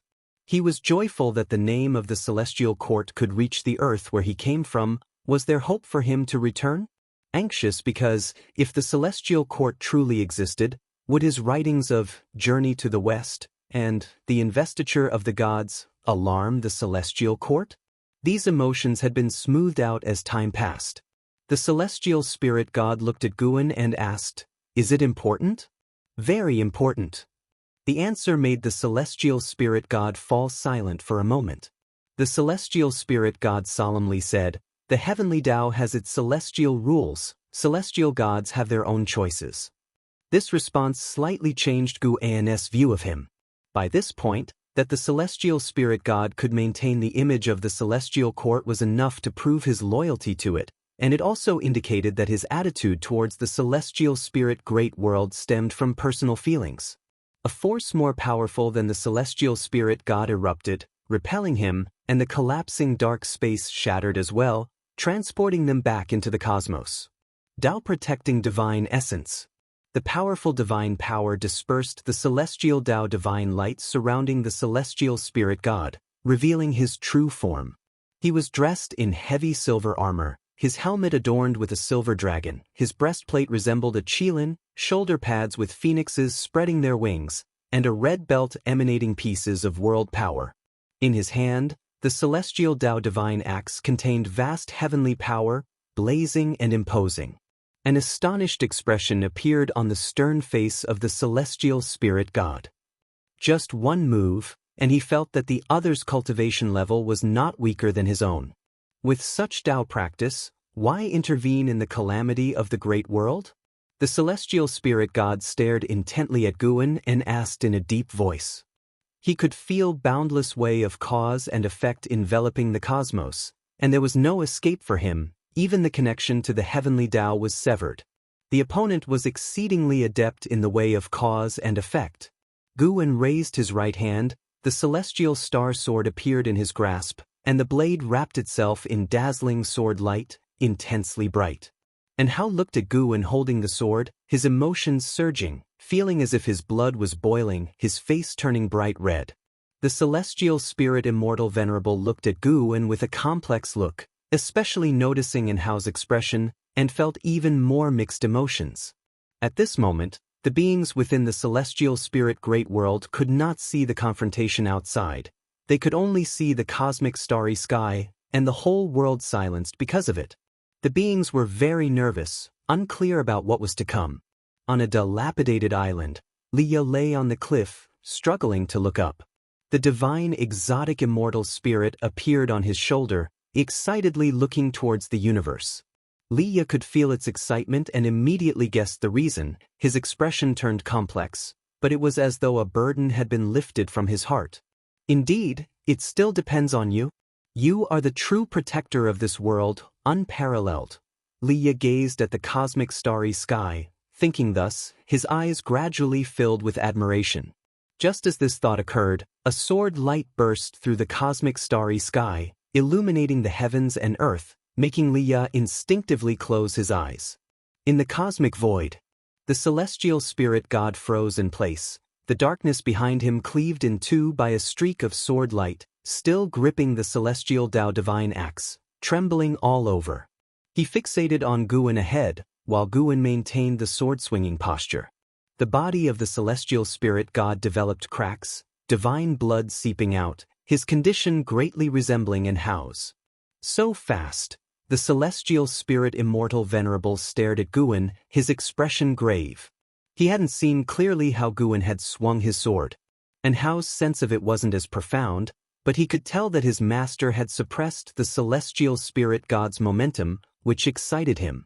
The celestial spirit god's gaze sharpened, suddenly leaping up, nearly instantly, he burst forth with an even stronger aura, a vast sea of light appearing above him in the universe, and the celestial spirit god plunged into it, vanishing from sight. Soon after, within the light sea, a massive eye appeared. As this colossal eye opened, eyes of all sizes appeared from every direction in the universe, densely surrounding Guwen and the two others, all these eyes fixated on them. Far away, the immortal seeker witnessed this scene, his expression changing once again. Celestial Idao skill, he actually mastered such a great divine power. The immortal seeker was no longer startled for the first time by the celestial spirit god. He hadn't expected that he was still underestimating the celestial spirit god. His gaze unintentionally switched to Guwen. For some reason, he could not see Guwen's true face, indicating that the other party was using some powerful method to isolate his senses. However, looking at Guwen's figure, it felt familiar, as if he had met him before. But no matter how much he thought, he just couldn't remember. He didn't think he had a poor memory. Rather, the other had employed the power of cause and effect. The celestial spirit god had astonished him, and this suddenly appearing mysterious existence also filled him with curiosity and awe. All these years, in the Great Thousand World, you are the first one to force me to exert my full strength. Those who defy the heavenly Tao should be reduced to ashes and smoke. The voice of the celestial spirit god echoed, authoritative and domineering. In an instant, countless celestial eyes burst open in the starry sky, their pupils emanating multicolored lights. Almost instantly, Guwen's mana enveloped celestial spirit immortal venerable, and Hao and the celestial spirit great world below. The universe began to twist violently, distant meteors ignited into towering flames, while others were frozen solid. The celestial Idao skill can invoke the power of the heavenly Tao, allowing the 3,000 great Tao to aid him. This skill could destroy the Great Thousand World. The face of the celestial spirit immortal venerable was solemn as he spoke. And Hao saw streams of nebulous starry seas appear in the distance, ravaging the cosmic void. Everything before him seemed chaotic and even made him feel dizzy. An invisible force was invading him, an eerie sensation he had never experienced before. The celestial spirit immortal venerable looked at Guwen and said, "Once the celestial Idao skill is employed, you are essentially making enemies with the 3,000 great Tao. You cannot." He hadn't finished speaking when Guwen suddenly swung his sword, and a silver-blue sword shadow appeared out of nowhere, sweeping across the dazzling, illusionary universe. In front of this sword shadow, meteors, heaven and earth, star clouds, and sun and moon all seemed insignificant. With one slash, thousands of celestial eyes were completely extinguished. Above, the sea of celestial light was also slashed away, revealing the figure of the celestial spirit god, his silver armor shattered, exposing his bloody and mangled body, his helmet thrown aside, his black hair splayed out. The celestial spirit god's eyes widened, incredulously looking at Guwen. Guwen suddenly appeared before him, his left hand quickly grasping the celestial spirit god's long hair, then raising his sword to slash. The sword light shone across the universe, illuminating thousands of great worlds and countless little worlds. celestial spirit immortal venerable, and how, immortal seeker, and the observing great power cultivators from afar all blinked their eyes, and when they opened them again, the omnipresent celestial Tao pressure enveloping the universe began to dissipate. They all looked in the same direction and saw a blurred figure floating in the void, one hand wielding a sword, the other holding the decapitated head of the celestial spirit god. Behind that figure still lingered the magnificent blue sword shadow, scattered deep into the universe. The divine blood of the celestial spirit god spilled down, scorching the space, causing meteors to be penetrated by the droplets, much of the divine blood falling into the celestial spirit great world, vanishing from the mortal world. The celestial spirit immortal venerable watched, dumbfounded. And Hao, too, was shocked. He knew his master was strong, but the celestial spirit god had already demonstrated an invincible demeanor, and such a powerful being had no chance against his master, even more hopeless than the celestial spirit immortal venerable facing the celestial spirit god. At that moment, the decapitated head of the celestial spirit god that Guan held in his hand still had its eyes open, gazing up at Guan, filled with fear. "It's impossible. Who are you really?" The celestial spirit god asked in a trembling voice, unable to accept that his celestial I-Dao skill had been annihilated by a single sword strike. Even an image came to his mind. Yeah, the Fire. Net website on Google to access chapters of novels early and in the highest quality. That person, whose sword Dao talent had left a deep impression, if allowed to grow, could he reach the level of the man before him? Guan looked down at him expressionlessly, his right hand performing the universe in hand divine power, drawing the head into his palm, disappearing from sight. After doing all this, Guan turned around, looking at the universe.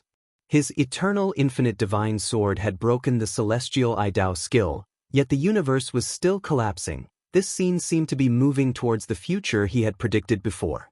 Although he was powerful, he could not manipulate the Tao rules of the Great Thousand World. Because this Great Thousand World did not belong to him. Guan could feel that the reason for the universe's collapse was not just the celestial I-Dao skill, but other factors as well. His gaze looked far towards the celestial spirit immortal venerable. The celestial spirit immortal venerable was also looking back at him, his face calm like a deep lake. And Hao also snapped out of his excitement, realizing the universe was collapsing, the atmosphere everywhere dense with danger and tension. Could it be? And Hao seemed to think of something, his expression turning unsightly. The celestial spirit immortal venerable turned his head towards him and calmly said, "Previously, I extracted all the heaven and earth's power, already causing this great thousand world to lose its stable Tao order, coupled with the disruption of the celestial I-Dao skill. This great thousand world is on the verge of annihilation, ceasing to exist."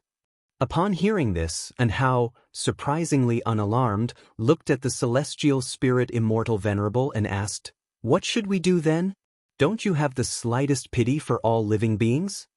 The celestial spirit immortal venerable turned his head, looking far off at the figure of Guan, and said, "Previously, indeed I had none, however, when I saw him just now protecting the creatures of various heavens and earths from the oppression of the celestial I-Dao skill, I suddenly felt that I really should do something.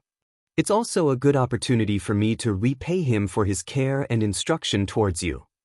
As his words fell, the celestial spirit immortal venerable burst into a bright light. His celestial Tao golden core and heaven and earth Tao fruit flew out from his chest, hovering over his shoulders.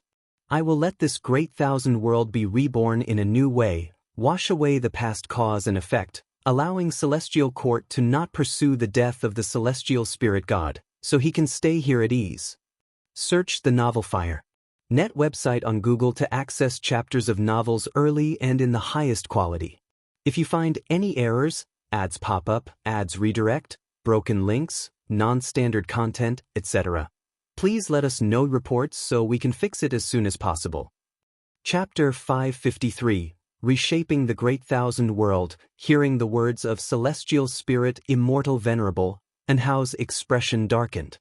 He realized what the celestial spirit immortal venerable intended to do, and he could neither agree with it nor stop it. The celestial spirit Immortal Venerable wanted to sacrifice himself to save all living beings. As a son, and how could not agree, yet he could not disregard the life and death of all beings to stop him either. The celestial spirit Immortal Venerable took a deep look at Guan. The celestial Tao golden core on his shoulder burst forth with golden light, and the heaven and earth Tao fruit rose up, quickly blossoming into expanding spiritual energy that symbolized vigorous life force. And Hao was baptized by the celestial Tao spiritual qi, and his wounds recovered rapidly. He clenched his fists tightly, gritting his teeth as he watched the gradually dissipating figure of the celestial spirit Immortal Venerable. Guan watched this scene from afar, feeling somewhat conflicted. He guessed that the celestial spirit Immortal Venerable had noticed him, which made him uneasy. However, due to the relationship between the celestial spirit Immortal Venerable and Hao, he could not make a move against the celestial spirit Immortal Venerable. Now that the celestial spirit Immortal Venerable had chosen to sacrifice himself to protect the beings of great heaven and earth, it was also a good thing for Guan. I was born in the celestial spirit great world and owe you a debt of gratitude. If there is a chance in the future, I will assist you in being reborn. That's what Guan thought to himself. He didn't dwell on it any longer but chose to carefully sense the creation of heaven and earth. He too could create a great thousand world, but even if he did, he could not take a lifespan from his own great thousand world, so he did not do so. Taking a lifespan from within his own great thousand world would be like devouring his own mana, which would not increase his mana. However, even without doing so, he could comprehend the creation of the celestial spirit Immortal Venerable, thereby enhancing his understanding of the Tao. This was a rare opportunity, an opportunity brought by the self-sacrifice of an innate golden immortal. As the spiritual energy of nature spread, the twisted space of the universe gradually calmed down. The beings of the celestial spirit great world, being the first to be swept by the nature's spiritual energy, recovered their chi power. The celestial vault also quickly took shape, replacing the view of the cosmic starry sky. Everything was returning to normal. At that moment, the immortal seeker unexpectedly flew towards Guan. If it weren't for their past acquaintance, Guan wouldn't have let him approach. With the mystery of the celestial dark purple micro Saint Tao body, even when the immortal seeker arrived in front of Guan, he still couldn't see his true form. Looking at the blurred image of Guan, the immortal seeker took a deep breath and said, "Fellow Daoist, by slaying the celestial spirit god, you will bring immense troubles upon yourself. Each immortal god holds a position in the celestial Tao. Once they fall, the celestial court must be aware. Even if you use cause and effect to isolate this great thousand world, as long as the celestial court wants to investigate, finding you is only a matter of time. Among the celestial court, there are countless beings more powerful than the celestial spirit god. To the immortal gods of the celestial court, nothing is more important than its majesty." Guan looked down at the immortal seeker and asked, "So, what are you trying to say?" The immortal seeker replied, "If fellow Daoist can secure a celestial Tao immortal position before the celestial court becomes aware, with your Tao practice, even if you're punished, the loss won't be significant. Celestial Tao immortal positions are easy to come by? I must be honest, I have an opportunity for a celestial Tao immortal position in my possession. That's not necessary. You may leave now. Your presence is a threat to me and to this great thousand world." Guan's response elicited a wry smile from the immortal seeker, who immediately bowed and took his leave. Before going far, his soul dispersed. The immortal seeker's method of fleeing this realm was self-demise. Guan wasn't much affected. He turned his gaze toward Hao. Celestial spirit Immortal Venerable was remaking the Tao rules of the great world, harboring a personal interest in bestowing his Tao inheritance upon Hao. Even though it couldn't make Hao's cultivation level soar directly, it could help Hao cultivate better.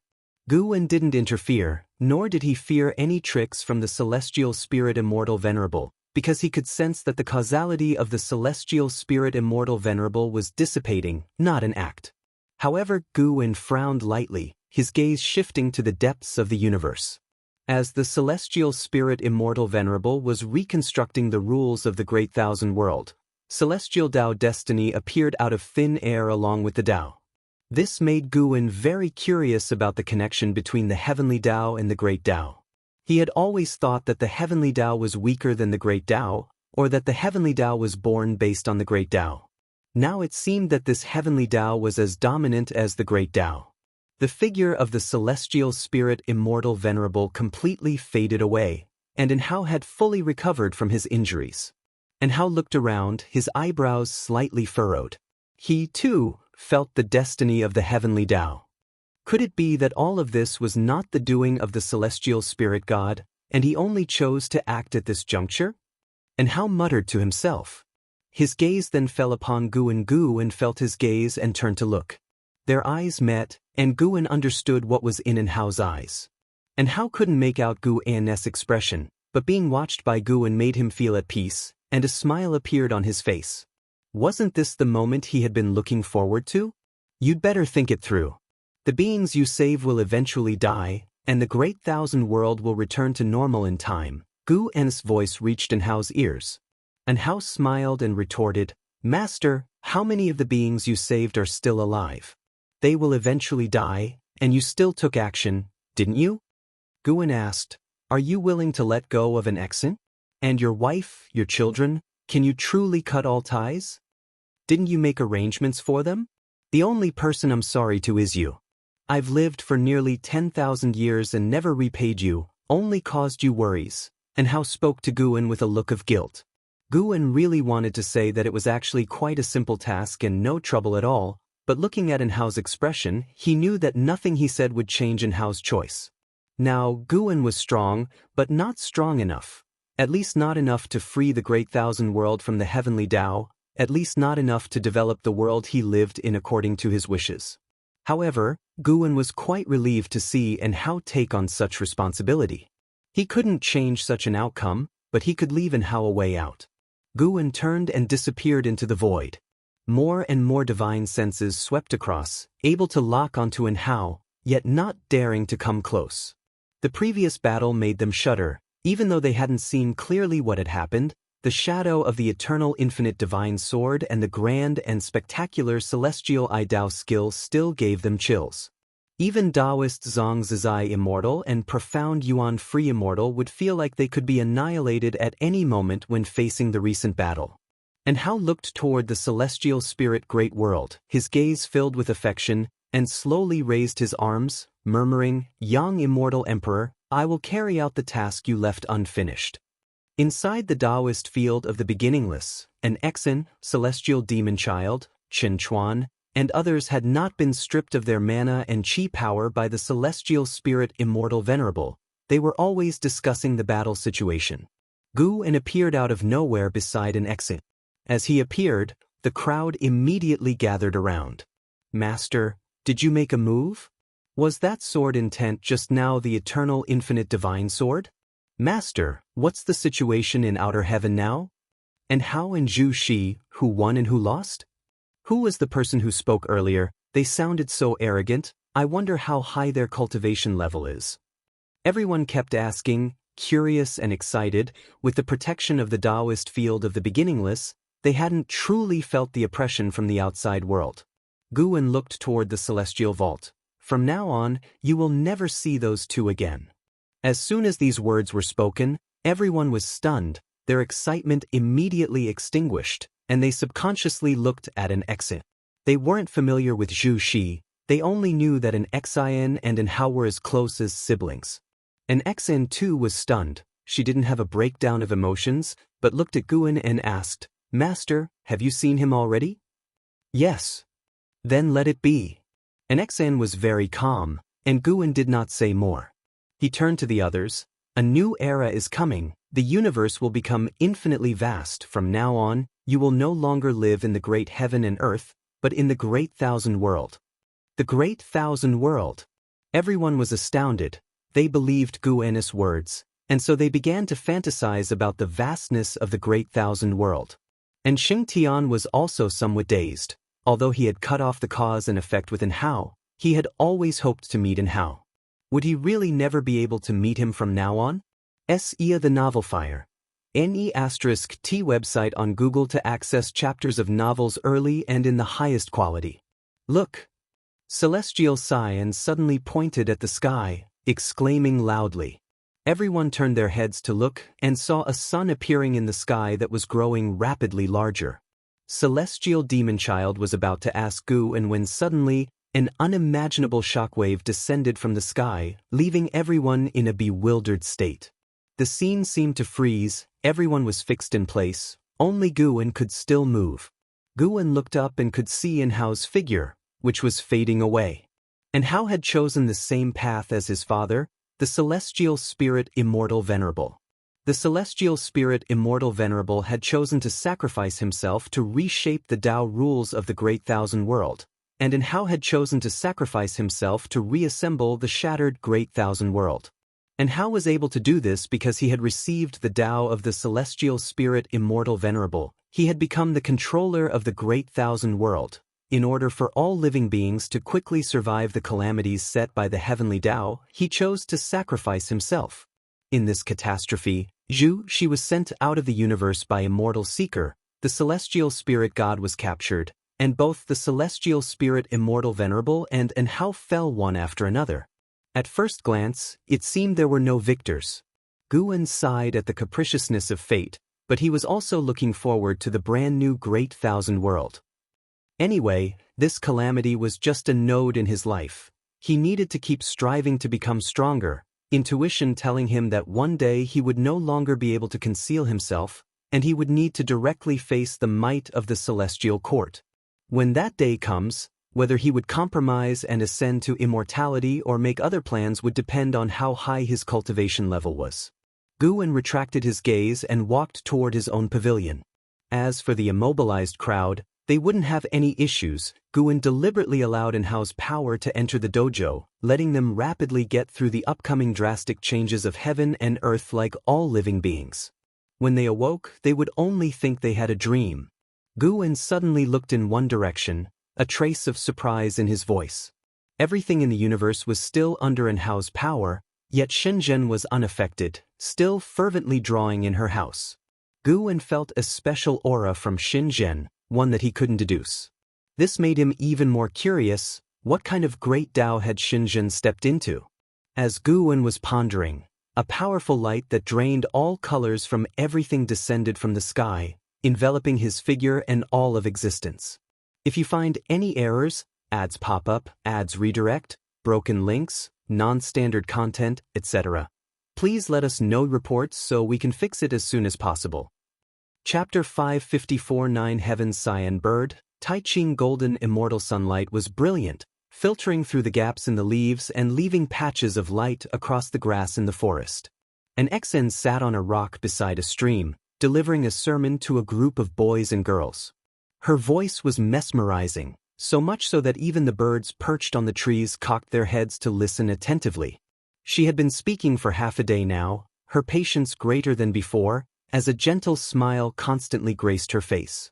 Seeing the Qiankuan sect disciples enraptured by her Daoist teachings, an Xen turned her head to look around but couldn't find Guan. However, she believed her master was still there. Indeed he was. 10 yards away, on an old tree, Guan was lying on a branch, hesitating as he stared at his attribute list.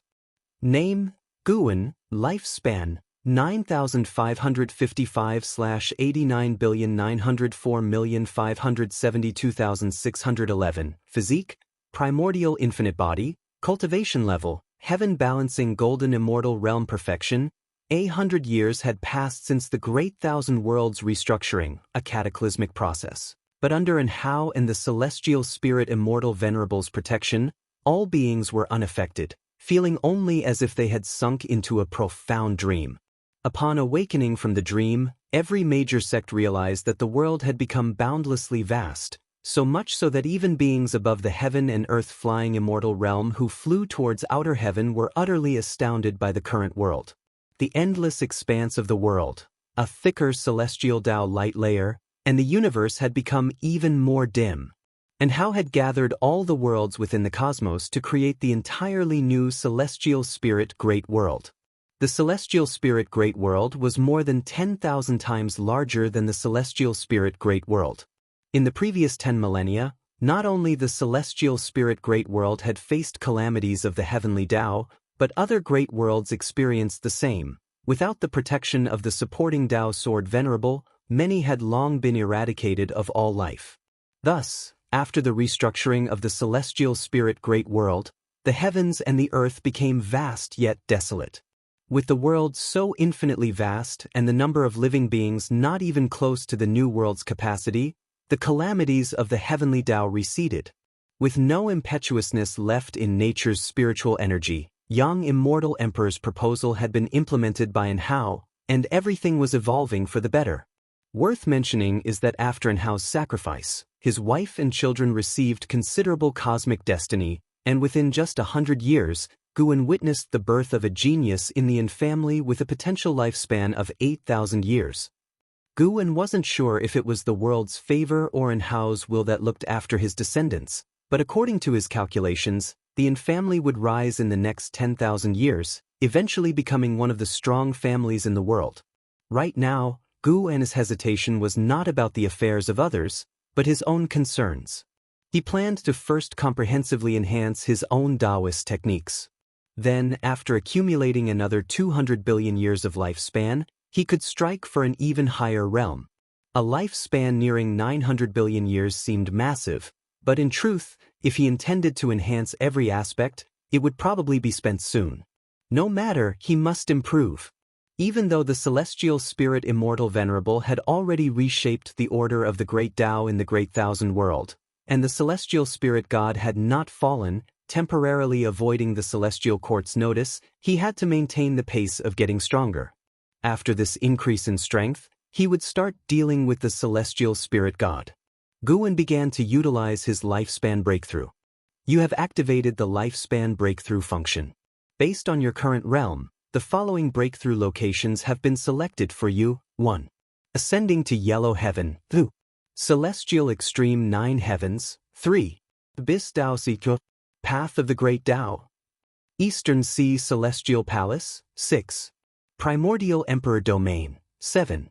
Profound Abyss Divine Pool. Golden Immortal Ancestor Tree. 9. Ling Mountain. Looking at the choices that had popped up before him, many of which he was seeing for the first time, Guan couldn't help but be moved by the infinite vastness of the Great Tao.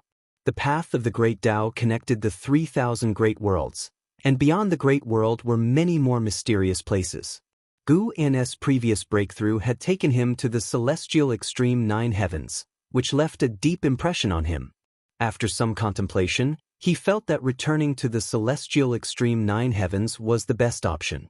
He was uncertain of the other locations, and although the celestial extreme 9 heavens had powerful beings, they were few in number. With his decision made, Guan chose the celestial extreme 9 heavens for teleportation. Teleporting to celestial extreme 9 heavens will require the consumption of 10 billion years of lifespan. Do you wish to proceed? Continue. Guan closed his eyes after making his choice, and that long-absent sensation of dizziness appeared. After a while, Guan opened his eyes, and what met his gaze was an endless sea of clouds, majestic and vast. The sky was still so high, with no land in sight, and no matter which direction he looked, he saw nothing but the sea of clouds and the sky. He immediately activated his lifespan barrier and sat down to meditate on the spot. Without saying a word, he began to evolve and improve. Starting with his physique. Each time, Guan invested 1 billion years of lifespan, operating slowly. It took nearly 4 billion years to advance from the primordial Tao golden body to the primordial infinite body. This time would surely take even more. Billion after billion years, Guan was collected and composed, not feeling the slightest bit of heartache. In the end, it took approximately 50 billion years for the primordial infinite body to advance to the primordial reincarnation undying body. As the final prompt fell, an enormous surge of Tao spiritual qi flooded towards Guan. The boundless sea of clouds began to churn in a very short time. Luckily, not as dramatically as the previous breakthrough. Guan closed his eyes and began to immerse himself. An hour later, his physique's transformation was successful. With the primordial reincarnation undying body, not only did his physique grow stronger, but the power of the great Tao could no longer control his flesh, and it was not worn down by reincarnation. Even if his lifespan reached its limit, his body could exist forever. Now, he could enter reincarnation in his physical form as smoothly as a fish takes to water. Guwen opened his eyes and his gaze fell on the cultivation technique column in his attribute list. Upgrade the main technique first, Great Tao Great Freedom as You Wish Bible. He began to invest lifespan for evolution. Investing 36 billion years of lifespan at once, the Great Tao Great Freedom as You Wish Bible was elevated to the Daoist dominator skill, reaching an in-depth level of understanding. Dao's spiritual qi surged toward him once again, and an endless stream of Daoist technique memories burst forth in his mind. Sar the Nelfer. Net website on Google to access chapters of novels early and in the highest quality.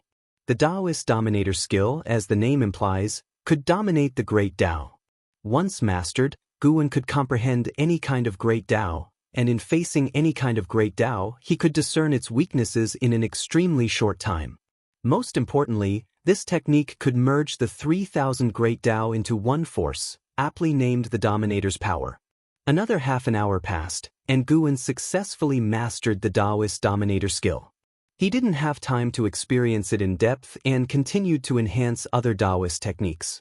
Regardless of the tier the Daoist technique reached, lifespan evolution could always allow Guwen to master it within half an hour, which was also a significant advantage. The Great Thousand Following Heart to Void skill was upgraded to the Sun and Moon Selfless Divine Tao, consuming nearly 50 billion years of lifespan. This technique helped Guwen to conceal his cultivation level and aura. Even those with a realm higher than his could not see through it. Though, of course, if the disparity in cultivation was too vast, it might not remain hidden, which was why he continued to elevate this technique. The Sun and Moon Selfless Divine Tao was even more domineering, allowing Guwen to disappear into the order of the Great Tao. Even if he was still present, no one would detect him. He could even turn his aura into the sun, moon, and stars, perfectly concealing himself. Again, the inheritance took half an hour. After the inheritance ended, Guwen's eyes turned to the secret skills, preparing to upgrade his combat methods. Just then, a vast aura descended, one that far surpassed that of the heaven-balancing golden immortal, causing a slight change in Guwen's expression. He looked up. He saw a gigantic cyan bird appear in the sky, its wings spread wide, eclipsing the sun. Its feathers shimmered with the colors of the rainbow, like a godly bird from creation, radiating an endless ancient and holy aura. This cyan bird was by far the most colossal creature Guwen had ever seen. Even set against the celestial extreme nine heavens, the celestial vault seemed almost incapable of containing it. Guwen hurled a lifespan detection at the cyan bird.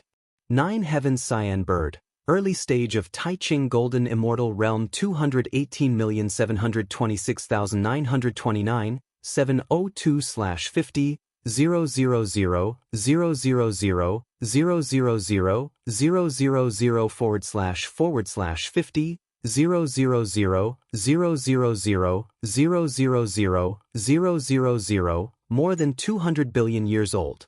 A lifespan of 50 trillion years. Truly terrifying. Killing it would direct unlock the ability for a trillion years of lifespan. But the words, Taiching Golden Immortal, only allowed Guwen to contemplate the idea. Of course, even if Guwen had the ability to slay it, he would not take action. That was not his style. Moreover, he suspected that behind the nine heavens cyan bird, there stood even more powerful immortals, like the nine heavens immortal emperor.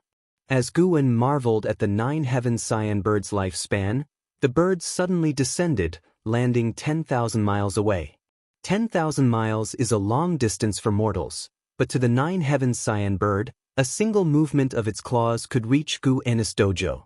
This made Guwen tense, ready to teleport away at any moment. The nine heavens cyan bird folded its wings and perched on the sea of clouds, its head reaching unscalable heights. Guwen then saw a figure emerge, the white-robed woman known as the Nine Heavens Immortal Emperor, appearing atop the head of the Nine Heavens cyan bird. As before, Guan was still unable to perform lifespan detection on the Nine Heavens Immortal Emperor, indicating that her true body was not present. Two powerful entities appeared beside her, causing Guan to dare not continue his evolution. He decided to wait for the Nine Heavens Immortal Emperor and the Nine Heavens Cyan Bird to leave before resuming. If they refused to leave, he would have no choice but to teleport back to the celestial spirit great world. Search the novel Fire. Net website on Google to access chapters of novels early and in the highest quality. If you find any errors, ads pop up, ads redirect, broken links, non-standard content, etc., please let us know. Report so we can fix it as soon as possible. Chapter 555. Entering Reincarnation. Nine Heavens Immortal Emperor stood atop the head of the Nine Heavens Cyan Bird, his gaze sweeping across the sea of clouds, which tightened Guan's heart and made him constantly ready to teleport back. Each teleportation needed 100 billion year lifespan, making it 200 billion year lifespan for a round trip. Naturally, Guan was reluctant to return lightly. The Nine Heavens Immortal Emperor had not discovered the lifespan barrier. The Nine Heavens Cyan Bird was also unaware. After a while, a slightly childish female voice rang out, "Your Majesty, are you truly not going to the Grand Assembly of 10,000 Immortals?" Guan could feel that this voice originated from the Nine Heavens Cyan Bird, even though the Cyan Bird had not spoken. The Nine Heavens Immortal Emperor, looking into the distance with a cold expression, replied, "Boring. I've attended several times. There's not much difference. All superficial interactions, and I don't need the opportunities from the Grand Assembly of 10,000 Immortals.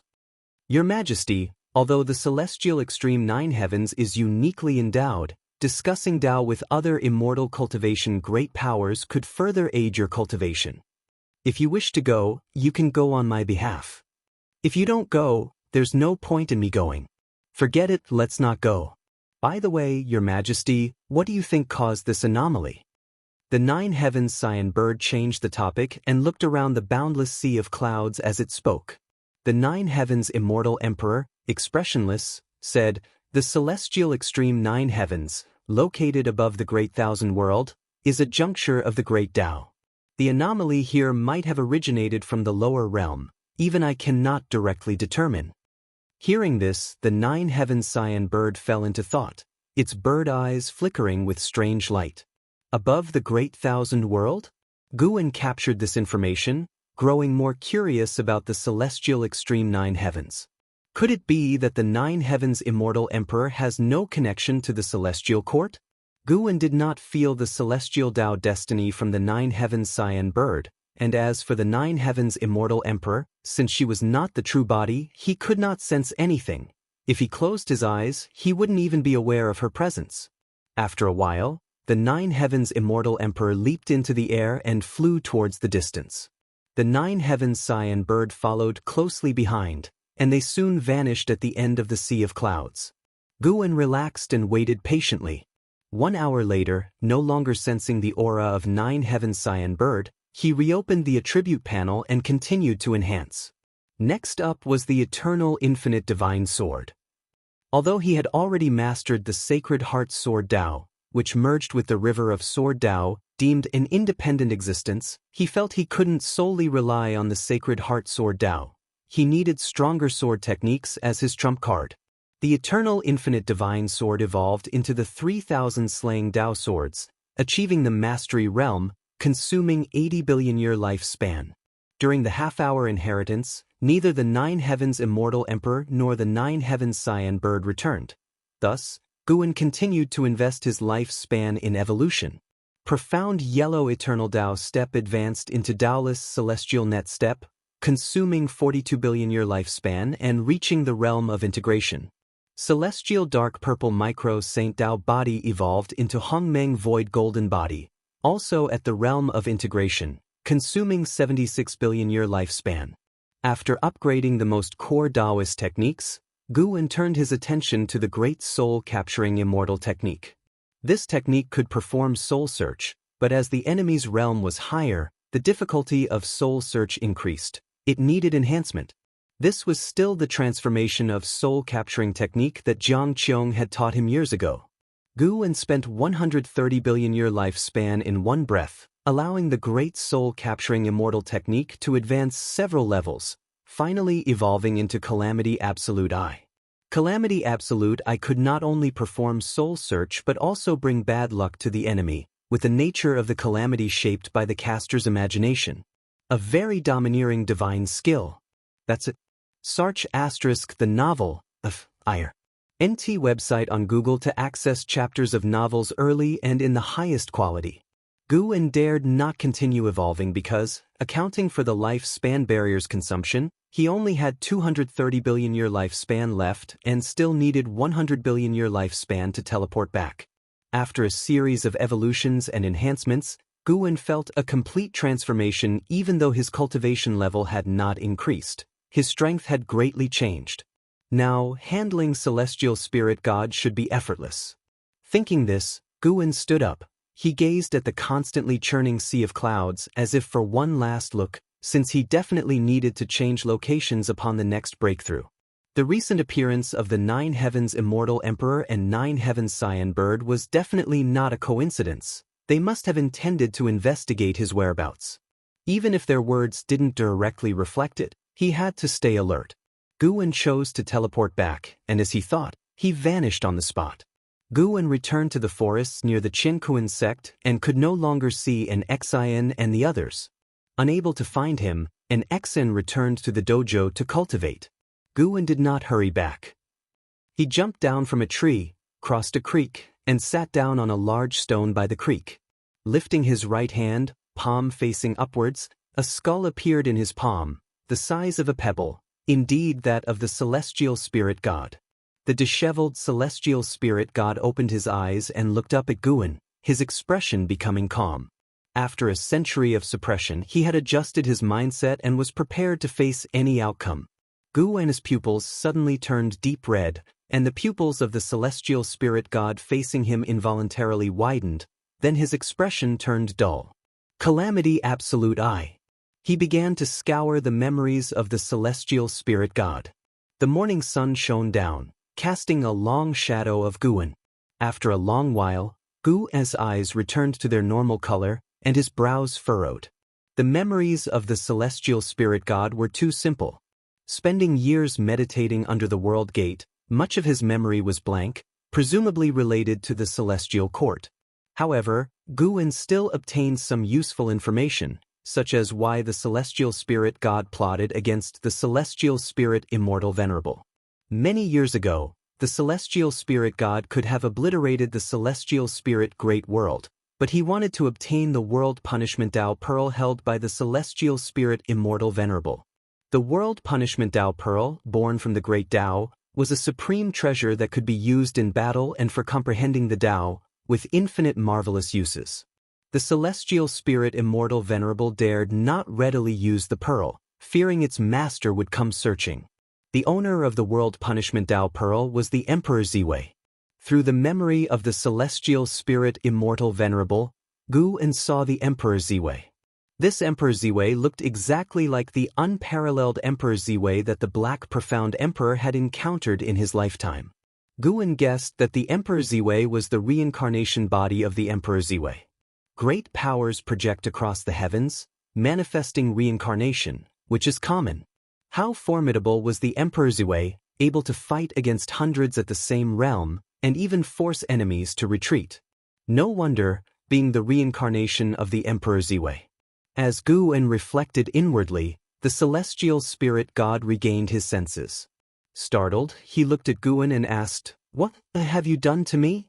Gu looked down at him and inquired, "Do you want to die or do you want to live?" When Gu questioned whether the celestial spirit god's apocalyptic acts were related to the celestial court, and the celestial spirit god admitted it was his own selfishness, Gu actually felt a trace of respect for him. The celestial spirit god was bold and accountable. It seemed a pity to kill such a person directly. The destruction by the celestial spirit god was nefarious to living beings, but from a cosmic perspective, he protected the cosmic order. Of course, whether the celestial spirit god wanted to live depended on his attitude. Faced with Gu's question, the celestial spirit god furrowed his brows. After a moment of silence, he said, "I cannot possibly serve you. My fate today is merely reaping what I sowed. Had I not coveted the treasure and followed the heavenly Tao earlier, it would not have come to this. Just kill me." Having said so, the celestial spirit god closed his eyes. Suddenly, Guan asked, "Have you ever been immortal?" Hearing this, the celestial spirit god opened his eyes, looking at Guan in surprise.